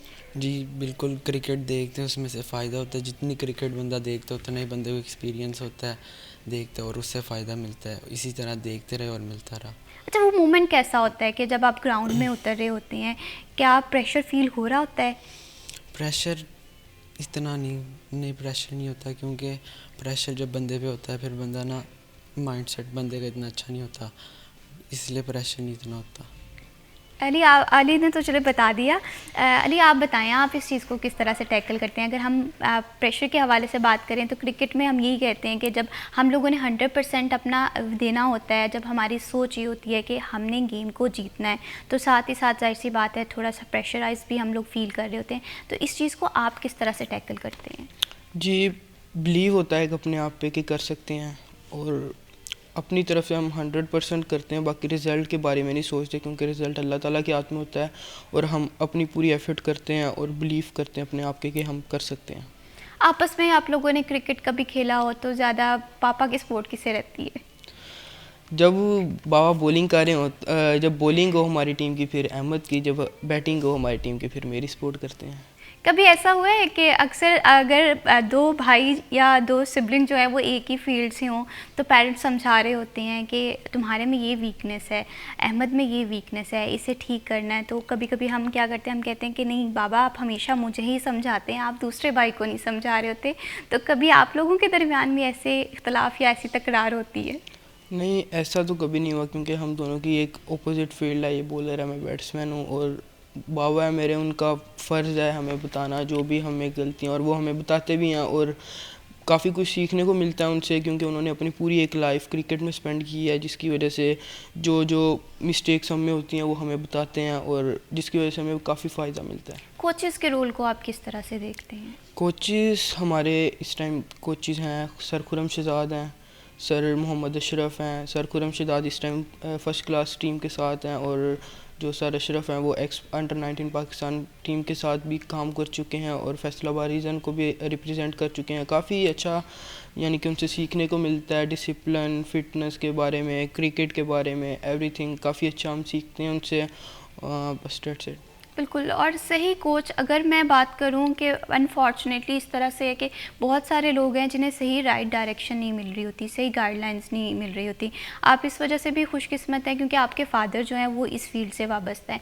तो अगर हम एक अच्छे कोच की पहचान करना चाहें, क्योंकि आप प्लेयर हैं, आपके कोचेज़ जो हैं वो आपको ज़िंदगी में पुशअप कर रहे हैं कि किस तरह से आगे बढ़ना है, तो एक अच्छे कोच की पहचान किस तरह से आप देखते हैं? एक अच्छे कोच की यही पहचान होती है कि जो क्वालिटी उनमें खुद में है वो अपने स्टूडेंट्स में भी डेवलप करें। लाइक सबसे पहले डिसिप्लिन आता है। जो कोच अच्छा डिसिप्लिन कोच होगा, जाहिर सी बात है वो फिर अपने स्टूडेंट को भी अच्छी चीज़ें बताएगा। और काफ़ी कोचेज़ हैं ऐसे जो काफ़ी अच्छे डिसिप्लिन में हैं और बच्चों को अपना काफ़ी अच्छा बच्चों को गाइडलाइन देते हैं। तो इस वजह से ये काफ़ी ज़रूरी है कि कोच अच्छा कोच हो जो बच्चे को अच्छा मेंटोर कर पाए। अली, आपने इंग्लैंड में भी खेला है, आपने पाकिस्तान में फैसलाबाद में भी खेला है, तो क्या आपने डिफरेंस फ़ील किया कि अगर अपॉर्चुनिटीज़ के हवाले से बात करें तो जाहिर सी बात है अपॉर्चुनिटीज़ इंग्लैंड में ज़्यादा महसूस होती हैं, लेकिन अगर हम टैलेंट को देखें तो पाकिस्तान टैलेंट में कहीं पर भी हमें कम नज़र नहीं आता। लेकिन इसके साथ साथ होता है ना कि जब हम किसी कंट्री में खेल रहे होते हैं तो हम बहुत सारी चीज़ें अडॉप्ट कर रहे होते हैं, बहुत सारी चीज़ें सीख रहे होते हैं, हमारे जो हॉरिज़ॉन्स हैं वो बहुत ज़्यादा इम्प्रूव हो रहे होते हैं। तो आपने वहाँ पर जाकर क्या क्या सीखा? जी, मैंने वहाँ पे जाके डिसिप्लिन में काफ़ी सीखा है। उसके बाद हमारी सेकंड लैंग्वेज है इंग्लिश, उसके बारे में मैंने उसको काफ़ी अडॉप्ट किया वहाँ पे। और वहाँ का थोड़ा वेदर, मॉइस्चर, ग्राउंड, क्रिकेट के हवाले से काफ़ी डिफरेंस है पाकिस्तान और इंग्लैंड के क्रिकेट का, वेदर का, पिचेस का। और ये बहुत ज़्यादा डिफरेंस है वहाँ पे और काफ़ी चीज़ें वहाँ पे अडॉप्ट की हैं। और इंशाल्लाह इस ईयर भी जाएंगे और मज़ीद अपने आप को इम्प्रूव करेंगे। बिल्कुल इसी तरह से है। अगर ज़िंदगी में सबसे ज़्यादा इम्पॉर्टेंट वो होता है कि आप ख्वाब तो देख रहे होते हैं, लेकिन जब उन ख्वाबों को पूरा करना होता है आपको उसके लिए मेहनत भी ज़रूरी होती है, आपको उससे लगन से काम करना ज़रूरी होता है, नज़्म ज़ब्त, डिसिप्लिन, ये तमाम चीज़ें जो हैं वो आपके साथ साथ चलती हैं, फिर जाके कामयाबी मिलती है। फर्दर फिर जी बात करेंगे इसी टॉपिक पर। वक्त हुआ ब्रेक का, स्टे विद अस।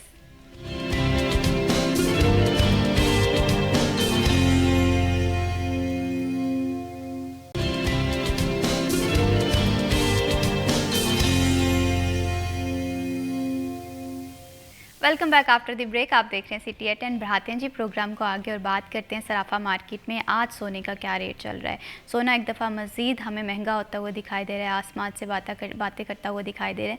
अगर हम सोने की कीमत का एनालिसिस करें और लास्ट 2 मंथ से 3 मंथ से कंपैरिजन करें तो हर गुजरते दिन के साथ सोने की कीमत में गैर मुस्तहकम होते हुए हमने देखा है, जिसमें शहरी भी हमें परेशान दिखाई देते हैं, ज्वेलर एसोसिएशन जो है वो भी हमें काफ़ी ज़्यादा परेशान दिखाई देती है। अगर इस टाइम के हवाले से बात करें तो ये पीक टाइम है क्योंकि वेडिंग सीज़न का भी आगाज़ हो जाता है और इसके साथ सोने की ख़रीदारी इन दिनों में अमूमन ज़्यादा की जाती है। तो सरमायाकार जो हैं वो भी गोल्ड में इन्वेस्ट तो कर रहे हैं, लेकिन दूसरी जानिब वो भी थोड़े से हमें परेशान दिखाई देते हैं क्योंकि कभी गोल्ड की कीमत जो है वो कम होती हुई दिखाई देती है। अगर हम गोल्ड को एज आ इन्वेस्टमेंट देखें तो हमेशा से ये बात की जाती है ये ऐसी इन्वेस्टमेंट है जिसे कि हम पैसा हासिल करने के लिए नहीं कर सकते। ये इन्वेस्टमेंट जो है वो 10 से 20 साल के लिए की जाए तो ज़्यादा कारआमद साबित होती है, ये कहते हैं माहिरीन।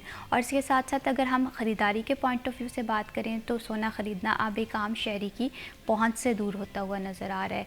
इसके पीछे आलमी सतह पे भी कहते हैं कि सोने की कीमत में इजाफा हुआ है, कहीं ना कहीं ये बुनियादी रीज़न्स हैं, ये बुनियादी वजूहात हैं, लेकिन मुतासिर होता हुआ जो तबका है वो हमें वो नज़र आ रहा है जो कि मिडिल क्लास है, क्योंकि उनके लिए इससे पहले अगर हम कस्टम्स को देखें तो ये बात की जाती थी कि सोना जो है वो बेटी को बतौर जहेज़ में गिफ्ट भी दिया जाता था और दीगर छोटे छोटे मामलात में ऐसा गिफ्ट हम लोग एक्सचेंज कर रहे होते थे। लेकिन अब जितनी कीमत बढ़ गई है तो आज के दौर में सोना अब ख़रीदना ख्वाब बनता हुआ दिखाई देता है। दूसरी जानिब एलीट क्लास है वही गोल्ड ख़रीद सकती है, ये बात कर रहे हैं वो लोग जो कि क़ुव्वत ख़रीद जिनकी बड़ी मिनिमम सी है।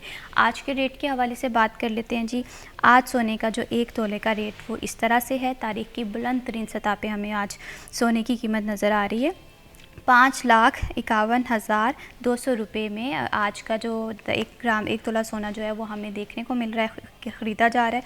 और इसी तरह से अगर हम 10 ग्राम के हवाले से बात करें, 4,33,135 रुपये में 10 ग्राम गोल्ड की कीमत हमें देखने में मिल रही है। तारीख की बुलंद तरीन कीमत इसे अगर कहा जाए तो बिल्कुल गलत ना होगा, क्योंकि इससे पहले सोना कभी भी इस अमाउंट को टच नहीं किया। और हम देख रहे हैं कि ये सोने की कीमत जो है ये बड़े शक व शुबहात का कहीं ना कहीं इजहार कर रही है। सरमायाकार जो हैं वो इस टाइम पूछ रहे हैं कि आया कि उनकी जो इन्वेस्टमेंट है वो बढ़ती हुई दिखाई दे रही है, लेकिन जो अनसर्टन सिचुएशन है ये थोड़ा सा प्रॉब्लमेटिक सिचुएशन की तरफ अंदाज़ा लगा रही है कि कहीं ना कहीं शहरी जो हैं सरमायाकार वो ये सोच रहे हैं कि अगर गोल्ड जो है वो हम उसमें इन्वेस्ट करते हैं तो आने वाले दिनों में सोने की कीमत कम हो जाएगी, तो उनकी इन्वेस्टमेंट डूबती हुई दिखाई देगी। दूसरी जानिब वो लोग जो कि सोना ख़रीदना चाहते हैं और शादियों में या किसी भी ओकेजन पे बतौर गिफ्ट देना चाहते हैं, वो इस बात के इंतज़ार में है कि सोने की कीमत कम हो और एटलीस्ट वो गोल्ड ख़रीद सकें।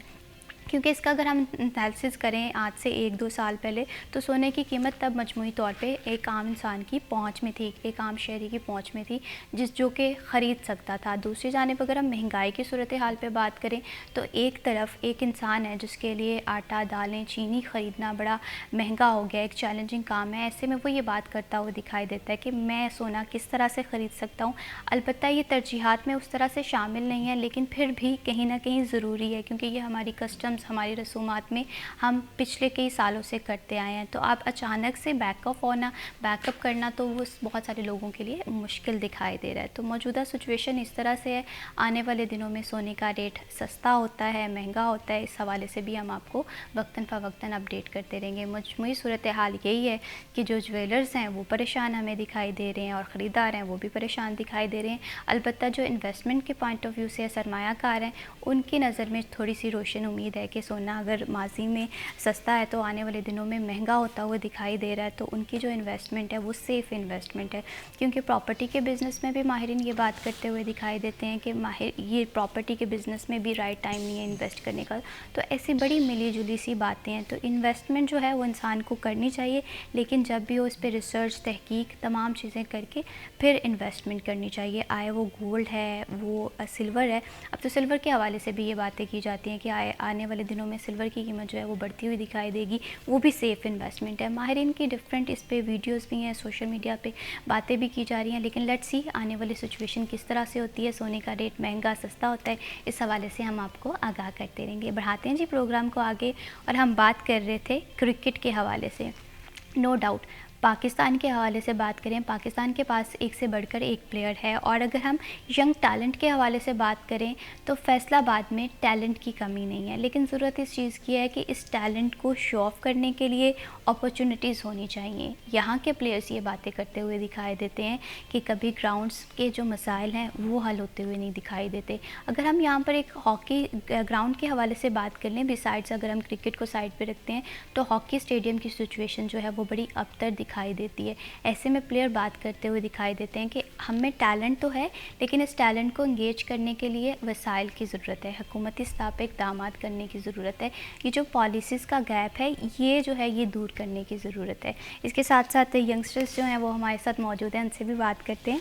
अहमद साबिर, आपसे मैं ये जानना चाहती हूँ कि जैसे मैंने बात की कि आज के दौर में अपनी स्टडी को भी मैनेज करना है, अपनी स्पोर्ट्स को भी मैनेज करना है, तो आप स्पोर्ट्स की अहमियत को किस तरह से देखते हैं? स्पोर्ट्स की अहमियत तो ज़ाहिर सी बात है, मेहनत करते हैं तो ज़्यादा ही होगी। और एक एथलीट को ज़ाहिर सी बात है हर चीज़ को मैनेज करना चाहिए, पढ़ाई, क्रिकेट, हर चीज़ और डिसिप्लिन, इसलिए हर चीज़ को मैनेज करते हैं। और अली, आप बताएं, आप किस तरह से इम्पोर्टेंस को देखते हैं स्पोर्ट्स की? जी, इस टाइम स्पोर्ट्स की काफ़ी ज़्यादा इम्पोर्टेंस है यहाँ पे, और स्टडी भी साथ साथ करते हैं, लेकिन क्रिकेट की काफ़ी इम्पोर्टेंस है। इंशाल्लाह ड्रीम है कि पाकिस्तान को रिप्रेजेंट करें, तो इस वजह से हम फोकस करते हैं क्रिकेट को। बिल्कुल सही। अहमद, आपके फ्यूचर गोल्स क्या हैं? फ्यूचर गोल मेरा भी यही है कि बस इंशाल्लाह पाकिस्तान को रिप्रेजेंट करें और अपना नाम रोशन करें, बाबा का नाम रोशन करें। मुझे पता चला कि आप भी मार्च अप्रैल में इंग्लैंड जा रहे हैं। क्या एम्स रखते हैं, क्या डेडिकेशंस हैं, क्या इंस्पिरेशंस हैं? जी इंशाल्लाह पाकिस्तान में तो खेल रहे हैं, तो इंशाल्लाह वहाँ पे भी जाके खेलेंगे। जितना बंदा क्रिकेट खेलता है उतना एक्सपीरियंस होता है, एक्सपीरियंस करके इंशाल्लाह। भाई से कुछ टिप्स ली हैं? यही लेता हूँ, जब कुछ बैटिंग में मसला आता है तो पूछता हूँ। क्या तो कहते बताते हैं हैं। अहमद? जिस चीज़ में मसला हो, जिस तरह कौन से भी शॉट में मसला हो वो पूछ लेता हूँ तो बता देते हैं। सही। अहमद, आपने क्या किस तरह से गाइड किया अली आपने अहमद को? जी काफ़ी ज़्यादा चीज़ें हैं जो गाइड करता हूँ इसे। क्रिकेट में बैटिंग में काफ़ी चीज़ें गाइड करता हूँ इसे, उसके बाद फील्डिंग में काफ़ी गाइड करता हूँ इसे, और जिसकी वजह से काफ़ी अच्छा लर्न करता है और उस पर वर्क करता है। बिल्कुल सही। कभी इस तरह से हुआ है कि आपने भी अली से बहुत सारी चीज़ें सीखी हों? क्योंकि जब हम प्लेयर होते हैं ना, तो हम अपनी सराउंडिंग से भी सीख रहे होते हैं, हम ग्राउंड में भी जब शॉट्स खेल रहे होते हैं हम तब भी सीख रहे होते हैं। कोई ऐसी क्वालिटी जो आपने अपने भाई से सीखी है? जी काफ़ी क्वालिटीज़ हैं, क्योंकि जो एक स्पोर्ट्समैन होता है, जो एक स्पेशली क्रिकेटर होता है, वो अपने जूनियर से भी सीखता है, अपने सीनियर से भी सीखता है, सही है। और काफ़ी अक्सर बैटिंग टाइम जो मेरे से शॉट गलत हो वो फिर मुझे ये गाइड करता है, और उसके अलावा मेरे कोचेस मुझे गाइड करते हैं, मेरे फादर मुझे गाइड करते हैं, जिसकी वजह से काफ़ी आसानी होती है मेरे लिए। अहमद, आपने आज तक सबसे बेस्ट चीज़ जो है वो अपने भाई से क्या क्वालिटी सीखी? क्वालिटी यही सीखी है कि किस तरह लर्न करना है, माइंडसेट किस तरह का रखना है अपना, ग्राउंड में उतरते हो किस तरह आपने करना है, माइंडसेट क्या होना चाहिए, शॉट किसी भी शॉट में मसला है तो वो सीखता हूँ कि ऐसे नहीं ऐसे, तो बस वही। घर पे सबसे ज़्यादा डांट किसे पड़ती है? या सबसे ज़्यादा होता है ना कि हम सिबलिंग्स में तो हम कभी कहीं बैठे हों तो हम तो इस बात पे बात कर रहे होते हैं कि सबसे ज़्यादा डांट तुम्हें पड़ती है, या सबसे ज़्यादा बाबा प्यार तुमसे करते हैं, या सबसे ज़्यादा बाबा प्यार मुझसे करते हैं। क्या कभी ऐसी सिबलिंग क्यूट फाइट्स हुई हैं आप लोगों के दरमियान? जी कम ही फाइट्स होती है, क्योंकि हमारी बॉन्डिंग बहुत अच्छी है घर में, और हम मोस्टली घर टाइम कम स्पेंड करते हैं, क्योंकि हम सुबह 10 AM चल जाते हैं प्रैक्टिस पे, और प्रैक्टिस वगैरह करके 6 o'clock हम फ्री होके जिम जाते हैं, अल्फाहा जिम। वहाँ पे मोहम्मद सलमान हमारा ट्रेनर है। वहाँ से फिर 9 o'clock घर आते हैं, खाना शाना खाते हैं, थोड़ी बातें वगैरह करके फिर सो जाते हैं। इसलिए कोई इतनी ख़ास है नहीं एक्टिविटीज़ कि फ़ाइट वगैरह ये इस तरह की चीज़ें नहीं होती। ज़्यादा अच्छी अच्छी बातें करते हैं, जिसकी वजह से एक दूसरे को अच्छा सपोर्ट किया जाए। बिल्कुल इसी तरह से। अली, आपकी रूटीन किस तरह से है? मेरी भी ये सेम रूटीन है। सुबह 10 बजे घर से निकलते हैं, ग्राउंड जाते हैं, प्रैक्टिस करते हैं, फिर 6 बजे सलमान भाई जिम में कराते हैं ट्रेनिंग, अल्फाहा जिम में। फिर रात को 9 बजे घर आते हैं, खाना वगैरह खा के फिर सो जाते हैं। इसी तरह से अली, कभी कभी ऐसा होता है कि सम टाइम जो खेल है वो it's all about win and lose. कभी कभी ऐसा होता है कि हमने अपना 100% भी दिया होता है, लेकिन सिचुएशन इस तरह से होती है कि हम खेल जीत नहीं पाते हैं। तो उस जो हारने वाली फीलिंग है उसे किस तरह से कॉप अप किया जाता है? क्योंकि एक प्लेयर जो है वो सबसे ज़्यादा मायूस तब हो रहा होता है कि जब वो कहीं ना कहीं लूज़ कर रहा होता है, लेकिन वही टाइम होता है जो उसके स्टैमिना को दिखा रहा होता है कि वो कितना ज़्यादा पॉजिटिव है, कितना ज़्यादा चीज़ों को पॉजिटिवली लेकर चल रहा होता है। जी ये एक टीम वर्क होता है। अगर हम हार में भी बहुत कुछ सीखते हैं, जो कुछ हम अपनी जीत में नहीं सीख सकते, हम अपनी हार में ज़्यादा सीखते हैं। जो मिस्टेक्स होती हैं उसको हम ज़्यादा लर्न करते हैं, जिसकी वजह से हमें ये लगता है कि हम आने वाले फ्यूचर में अच्छा करेंगे। फैमिली में सबसे ज़्यादा स्पोर्ट्स कौन करता है बाबा के अलावा? क्योंकि बाबा तो आपके साथ हैं ही हैं, वो तो आपके रोल मॉडल हैं ही।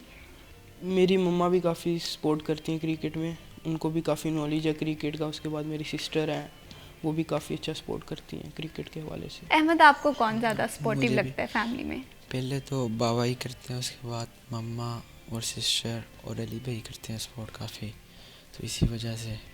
फ्रेंड्स का बताओ कि फ्रेंड्स कितना ज़्यादा खुश होते हैं अगर हम देखें ना कि हमारा कोई दोस्त है वो अपनी ज़िंदगी में बड़ा अच्छा काम कर रहा है, उसके पास अचीवमेंट्स हैं, तो हम उसे बड़ा जिसे कहते हैं कि उसकी हौसला अफजाई कर रहे होते हैं। तो आपके पास भी ऐसे दोस्त हैं?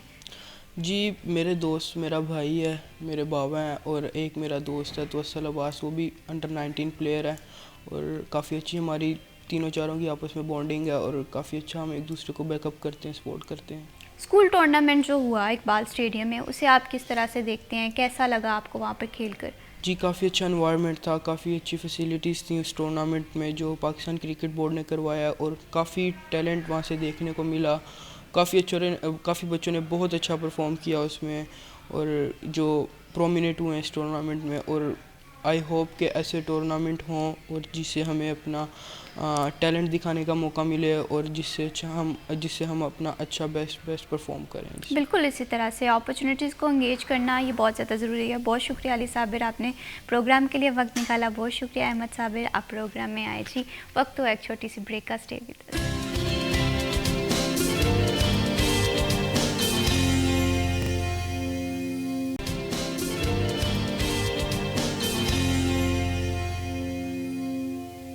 Welcome back after the break. आप देख रहे हैं सिटी एट 10। बढ़ाते हैं जी प्रोग्राम को आगे और बात करते हैं सालगिरह के दिन के हवाले से।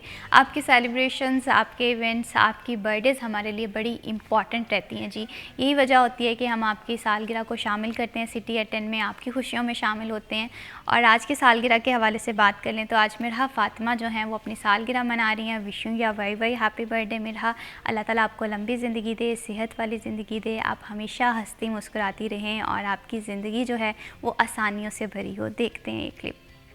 Happy birthday, happy birthday, happy birthday to you.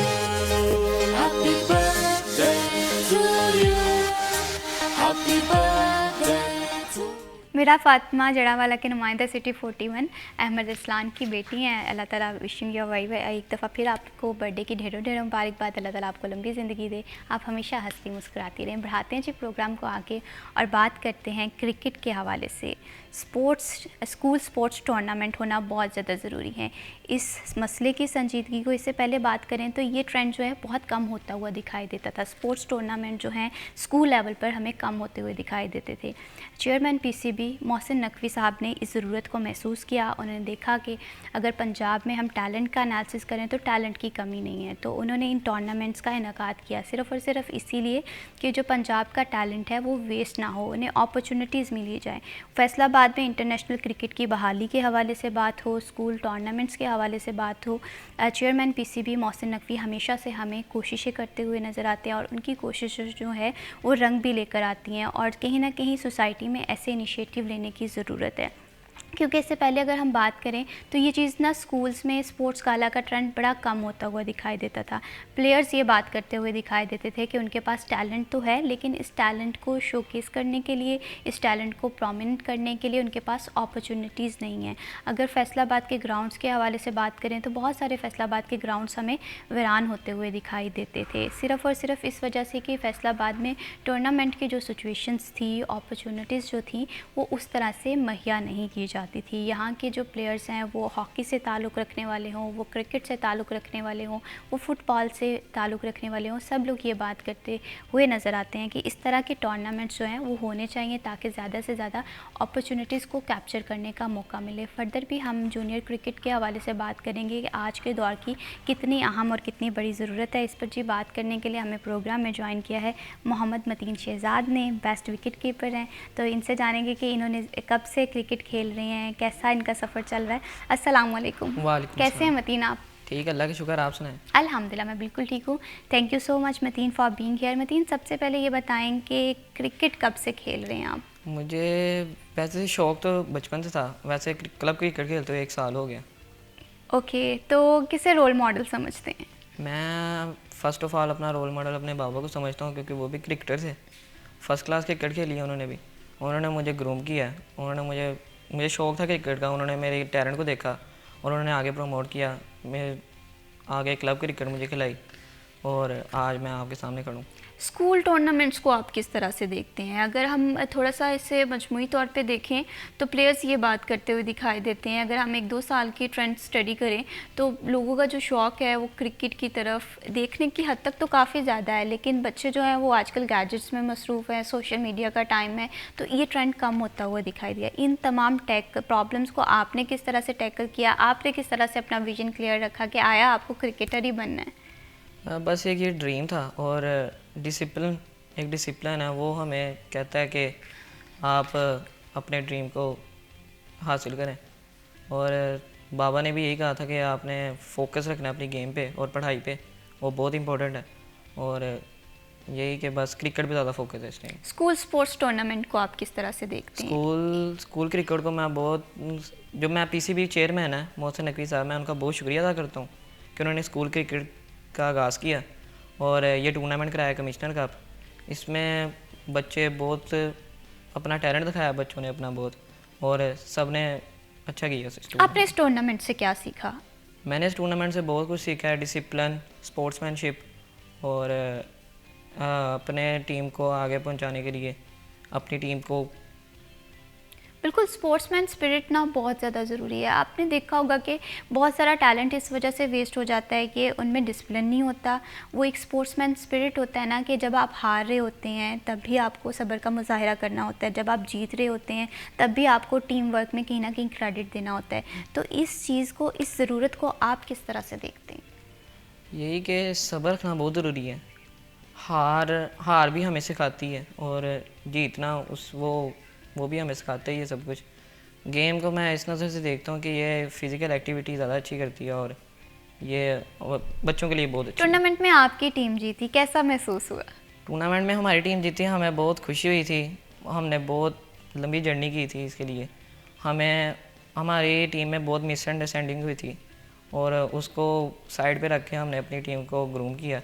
हमारे सर हैं एहसान लकी, उन्होंने हमें बहुत कुछ सिखाया कि जब भी मैच में जाना है बावजू होके जाना है। अल्लाह की ताकत हमें देती है ग्राउंड में, और उसकी वजह से आज हम इस मुकाम पर फाइनल मैच का सबसे यादगार मोमेंट कौन सा था? फाइनल मैच में सबसे यादगार मोमेंट तब था जब हम जीते थे, सजदा किया था और हमने अपने सर को अपने कंधों पे उठाया था। सही। और अगर टूर्नामेंट के तमाम मैचेस के हवाले से बात करें तो आपकी नज़र में सबसे मुश्किल मैच कौन सा रहा है? हमारी नज़र में सबसे मुश्किल मैच सेमीफाइनल रहा है हमारी मुश्किल। वो क्यों? वो ये था कि टीम को बहुत ज़रूरत थी वो रन्स बचाने की। उसमें हमारे फास्ट बॉलर ने बहुत हेल्प की हमारी, उन्होंने ऊपर से हमें विकेट ले दी, और स्पिनर ने भी बहुत अच्छा काम किया। हमारे कप्तान अरमान सर ने भी हमें बहुत कुछ सिखाया, और उनकी वजह से आज हम जीते हैं, और सर की वजह से आज हम जीते हैं। मतीन, ये बताएं कि जब हम क्रिकेट की बात कर रहे होते हैं, टीवी पे क्रिकेट देख रहे होते हैं, तो हम ये बात करते हैं कि बैटिंग अच्छी होती तो हम लोग जीत जाते, बॉलिंग अच्छी होती तो हम लोग जीत जाते, या विकेट कीपर फील्डिंग में प्रॉब्लम्स थी। तो आप एक प्लेयर भी हैं, तो आप क्या देखते हैं कि सबसे ज़्यादा हमें काम करना किस पे चाहिए? अगर हम ये स्कूल क्रिकेट के हवाले से भी बात कर लें, आया कि हमारी क्रिकेट जो है बैटिंग लाइन वो ज़्यादा मजबूत होनी चाहिए, बॉलिंग पर ज़्यादा फोकस करना चाहिए मैच जीतने के लिए, या विकेट कीपिंग जो है वो अच्छी होनी चाहिए? मैं तो यही कहूँगा, पूरी पाकिस्तान की टीम तो अच्छी है, और स्कूल क्रिकेट की टीम भी हमारी भी अच्छी थी। हमारे फास्ट बॉलर भी अच्छे होने चाहिए, ऑलराउंडर भी अच्छे होने चाहिए, और बैट्समैन लाइनअप भी अच्छी होनी चाहिए।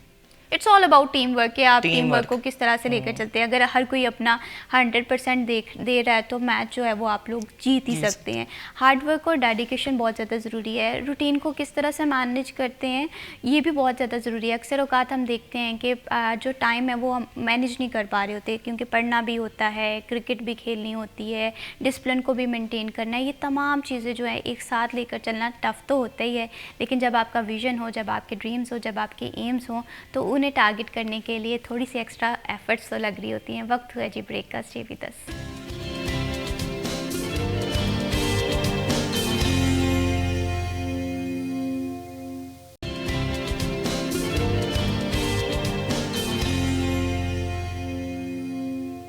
Welcome back after the break. आप देख रहे हैं सिटी एट 10। बढ़ाते जी प्रोग्राम को आगे, और ब्रेक पे जाने से पहले हम बात कर रहे थे यंग क्रिकेटर्स के हवाले से।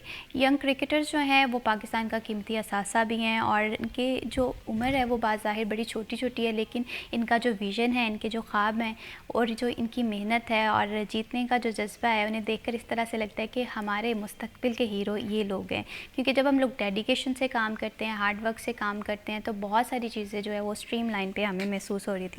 मतीन, मैं ब्रेक पे जाने से पहले आपसे बात करी थी कि अपनी डेली रूटीन को किस तरह से मैनेज करते हैं, क्योंकि पढ़ाई को भी आपने टाइम देना है, आपने अपनी स्पोर्ट्स को भी टाइम देना है, आपने डिसिप्लिन भी मेंटेन करना है, और अपना स्टामिना है, अपनी डाइट रूटीन है, ये सारी चीज़ें भी साथ लेकर चलनी है। इस हवाले से बताएं। मैं ये बताना चाहूँगा कि बहुत मुश्किल होती है इन सबको मैनेज करना, पर स्पोर्ट्समैन के लिए ये तो मुश्किल ही है, पर करना पड़ता है स्पोर्ट्समैन को। और मैं पढ़ाई को भी मैनेज करता हूँ, अपनी गेम को भी मैनेज करता हूँ, और ये सब डिसिप्लिन की वजह से। कभी ऐसा हुआ है कि पढ़ाई की वजह से थोड़ी सी स्पोर्ट्स जो है वो कंप्रोमाइज़ हो जाए, या कभी स्पोर्ट्स की वजह से पढ़ाई कहीं ना कहीं कंप्रोमाइज़ हो जाए? कभी ऐसा हुआ है आपके साथ? ऐसे तो चलता रहता है, कभी जब पेपर आ जाते हैं तब स्पोर्ट्स मैनेज करनी पड़ती है, तब जब क्रिकेट के टूर्नामेंट्स आ जाएं तो पढ़ाई को करना पड़ता है फिर तो बस। मतलब थोड़ा बहुत तो कंप्रोमाइज़ करना ही पड़ता है। इसके साथ साथ मुझे ये बताएंगे आपके फेवरेट विकेट कीपर कौन है? मेरा सबसे फेवरेट विकेट कीपर है मोहम्मद रिजवान। वो क्यों, मतलब कौन सी ऐसी क्वालिटीज़ हैं, क्या सीखते हैं आपसे? क्योंकि जब हम किसी को कहते हैं कि ये हमारा रोल मॉडल है या ये हमारा फेवरेट प्लेयर है, तो हम उससे बहुत कुछ सीख रहे होते हैं। उसकी पर्सनालिटी सीख रहे होते हैं, उसके जो डिसिप्लिन की आदतें हैं वो किस तरह से जब वो जीतता है वो कैसे रिएक्ट करता है, जब वो हार रहा होता है तो वो कैसे रिएक्ट करता है, ये हम अपने रोल मॉडल से सीख रहे होते हैं। मैं यही कहना चाहूँगा, मोहम्मद रिजवान अच्छे विकेट कीपर हैं पाकिस्तान के, मुझे बहुत अच्छे लगते हैं, मेरा आइडल है। और वो सबको अच्छे तरीके से ट्रीट करता है और बहुत ईमानदार है, और उनकी टेक्निक मुझे बहुत पसंद है, कीपिंग जब वो करते हैं, और बहुत अच्छा करते हैं वो।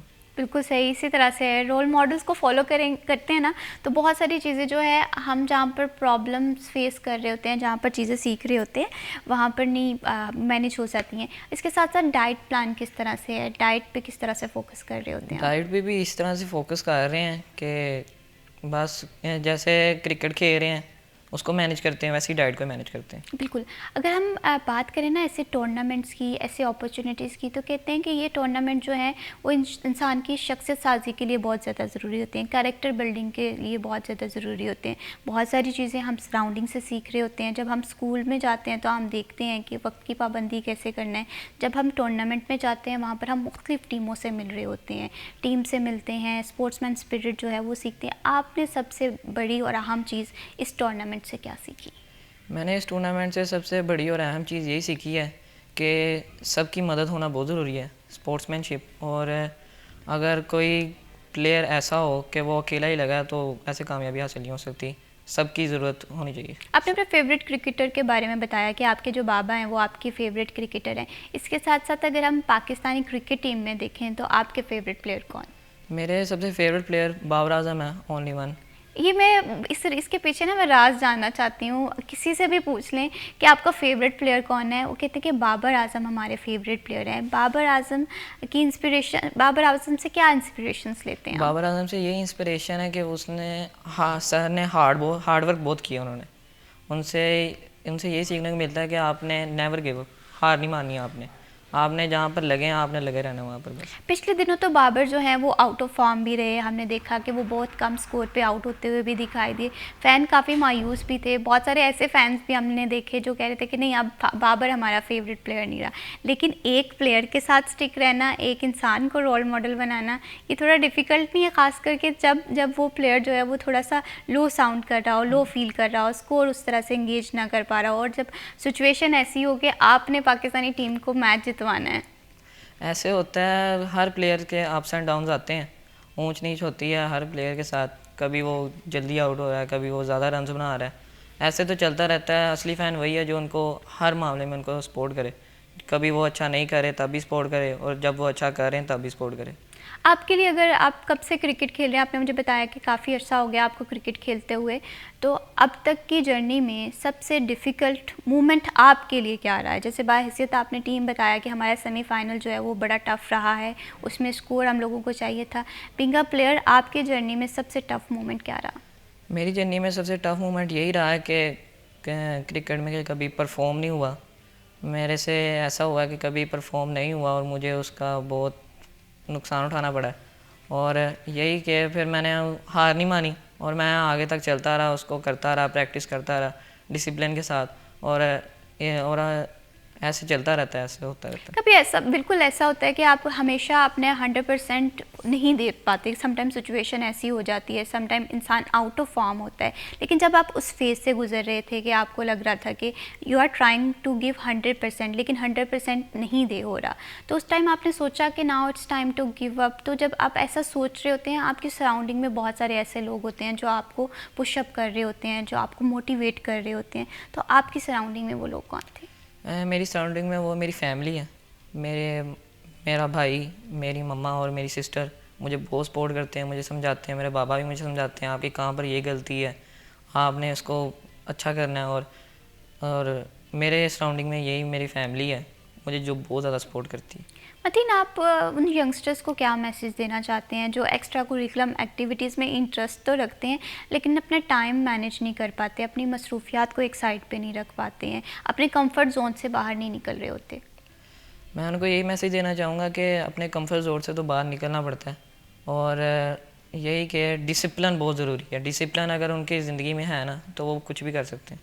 बिल्कुल। अगर हम आपकी एज को थोड़ा सा स्टडी करें, इसमें अमूमन हम बात टर्म यूज़ करते हैं जेंजी। तो जेंजी में हमेशा हम ये बात करते हैं कि वो थोड़े जल्दबाज होते हैं, बहुत ज़्यादा इंटॉलरेंस पाई जाती है, नज़्म ज़ब्त या डिसिप्लिन को मैनेज करते हुए प्रॉब्लम होती है। लेकिन आप भी उसी एज से ताल्लुक़ रखते हैं, तो आपने ये सारी चीज़ें किस तरह से मैनेज किया? या आपके सामने आपके कोई रोल मॉडल थे? आपको ये चीज़ें मैनेज करते हुए डिफ़िकल्टीज़ हुई? थोड़ी डिफ़िकल्टीज़ तो होती हैं, पर मेरे बाबा जो मेरे रोल मॉडल हैं उन्होंने मुझे बहुत कुछ सिखाया, और मेरे जो क्लब के सर हैं उन्होंने भी बहुत कुछ सिखाया। सर एहसान लकी, उन्होंने मैं बहुत सही प्लेयर नहीं था पहले, मुझे सर ने बहुत अच्छा प्लेयर बना दिया, अच्छे मैचेस खिलाए मुझे सर ने। फिर आगे मुझे मौका दिया ये टूर्नामेंट खेलने का, इसमें मैंने अच्छा किया, सर ने मुझे समझाया, अपनी टिप्स दी, और मैं आज बेस्ट विकेट कीपर बना था। और यही कि और हम फाइनल भी जीते थे। फिर सर ने हमें बहुत अप्रिशिएट किया था। एक अच्छे कोच के किरदार को, रोल को आप किस तरह से देखते हैं? मैं बहुत अच्छे नज़रिए से देखता हूँ, और अच्छा कोच होना ज़िंदगी में बहुत अहम ज़रूरत है। अगर अच्छा कोच नहीं होता तो सही गाइडलाइंस नहीं मिल सकती और वो कामयाब नहीं हो सकती। आपने अपने कोच से कौन कौन सी क्वालिटीज़ सीखी? मैंने अपने कोच से बहुत सी क्वालिटी सीखी हैं। उसमें यह है कि वक्त की पाबंदी करनी है, डिसिप्लिन बहुत है, और नमाज़ पढ़नी 5 वक्त की। सही। वाकई ये चीज़ें जो है इंसान को एक डिसिप्लिन पर्सन बना देती हैं, और आहिस्ता आहिस्ता जब आपकी रूटीन बन जाती है तो आप बहुत सारी चीज़ें जो है जो आपके लिए माजी में बड़ी मुश्किल होती हुई नज़र आती हैं वो आप बड़ी आसानी से कर लेते हैं। इसके साथ साथ ये भी बताइएगा कि अगर हम स्कूल के हवाले से बात करें, जैसे मैं जितना मुझे पता है कि अगर फैसलाबाद के हवाले से बात करें तो हमारे यहाँ सालाना एक ही स्पोर्ट्स का इवेंट होता है स्कूल में भी, जिसे स्पोर्ट्स गाला कहते हैं। तो ये जो इवेंट्स हैं ये मुझे लगता है कि बड़े कम हैं, ये ज़्यादा से ज़्यादा होने चाहिए। आप इस चीज़ की ज़रूरत को आप किस तरह से देखते हैं? मैं तो स्पोर्ट्स मैन हूँ, मुझे तो यही है कि स्पोर्ट्स गाला हर स्कूल में हो और ज़्यादा से ज़्यादा हो, और अगर ये ज़्यादा नहीं होंगे तो फिज़िकल एक्टिविटी नहीं होगी बच्चों में, तो बच्चे फिर पढ़ाई के मामले में रहते हैं ज़्यादातर। बिल्कुल, पढ़ाई भी ज़रूरी है, लेकिन पढ़ाई के साथ साथ खेल कूद भी ज़रूरी है, क्योंकि आज के दौर में अगर एक्स्ट्रा कुरिकुलम एक्टिविटीज़ नहीं होंगी तो हमारे जो यंगस्टर्स हैं वो बहुत सारी सोशल इवल्स में कहीं ना कहीं गुम हो जाएंगे। बहुत शुक्रिया मोहम्मद मतीन शहजाद, आपने प्रोग्राम के लिए वक्त दिया जी। ये तो बात हो रही थी जूनियर क्रिकेट के हवाले से। अगेन बात करूँगी कि फैसलाबाद में टैलेंट की कमी नहीं है, ज़रूरत इस चीज़ की है कि वो अपॉर्चुनिटीज़ इंगेज की जाएँ, वो क्रिएट की जाएँ, ताकि यहाँ का टैलेंट जो है वो हम इंगेज कर सकें और पाकिस्तान का जो नाम है वो ऑल अराउंड दी वर्ल्ड रोशन किया जाए। इसी के साथ मैं भी शबीब को दीजिए इजाज़त। अल्लाह हाफ़िज़।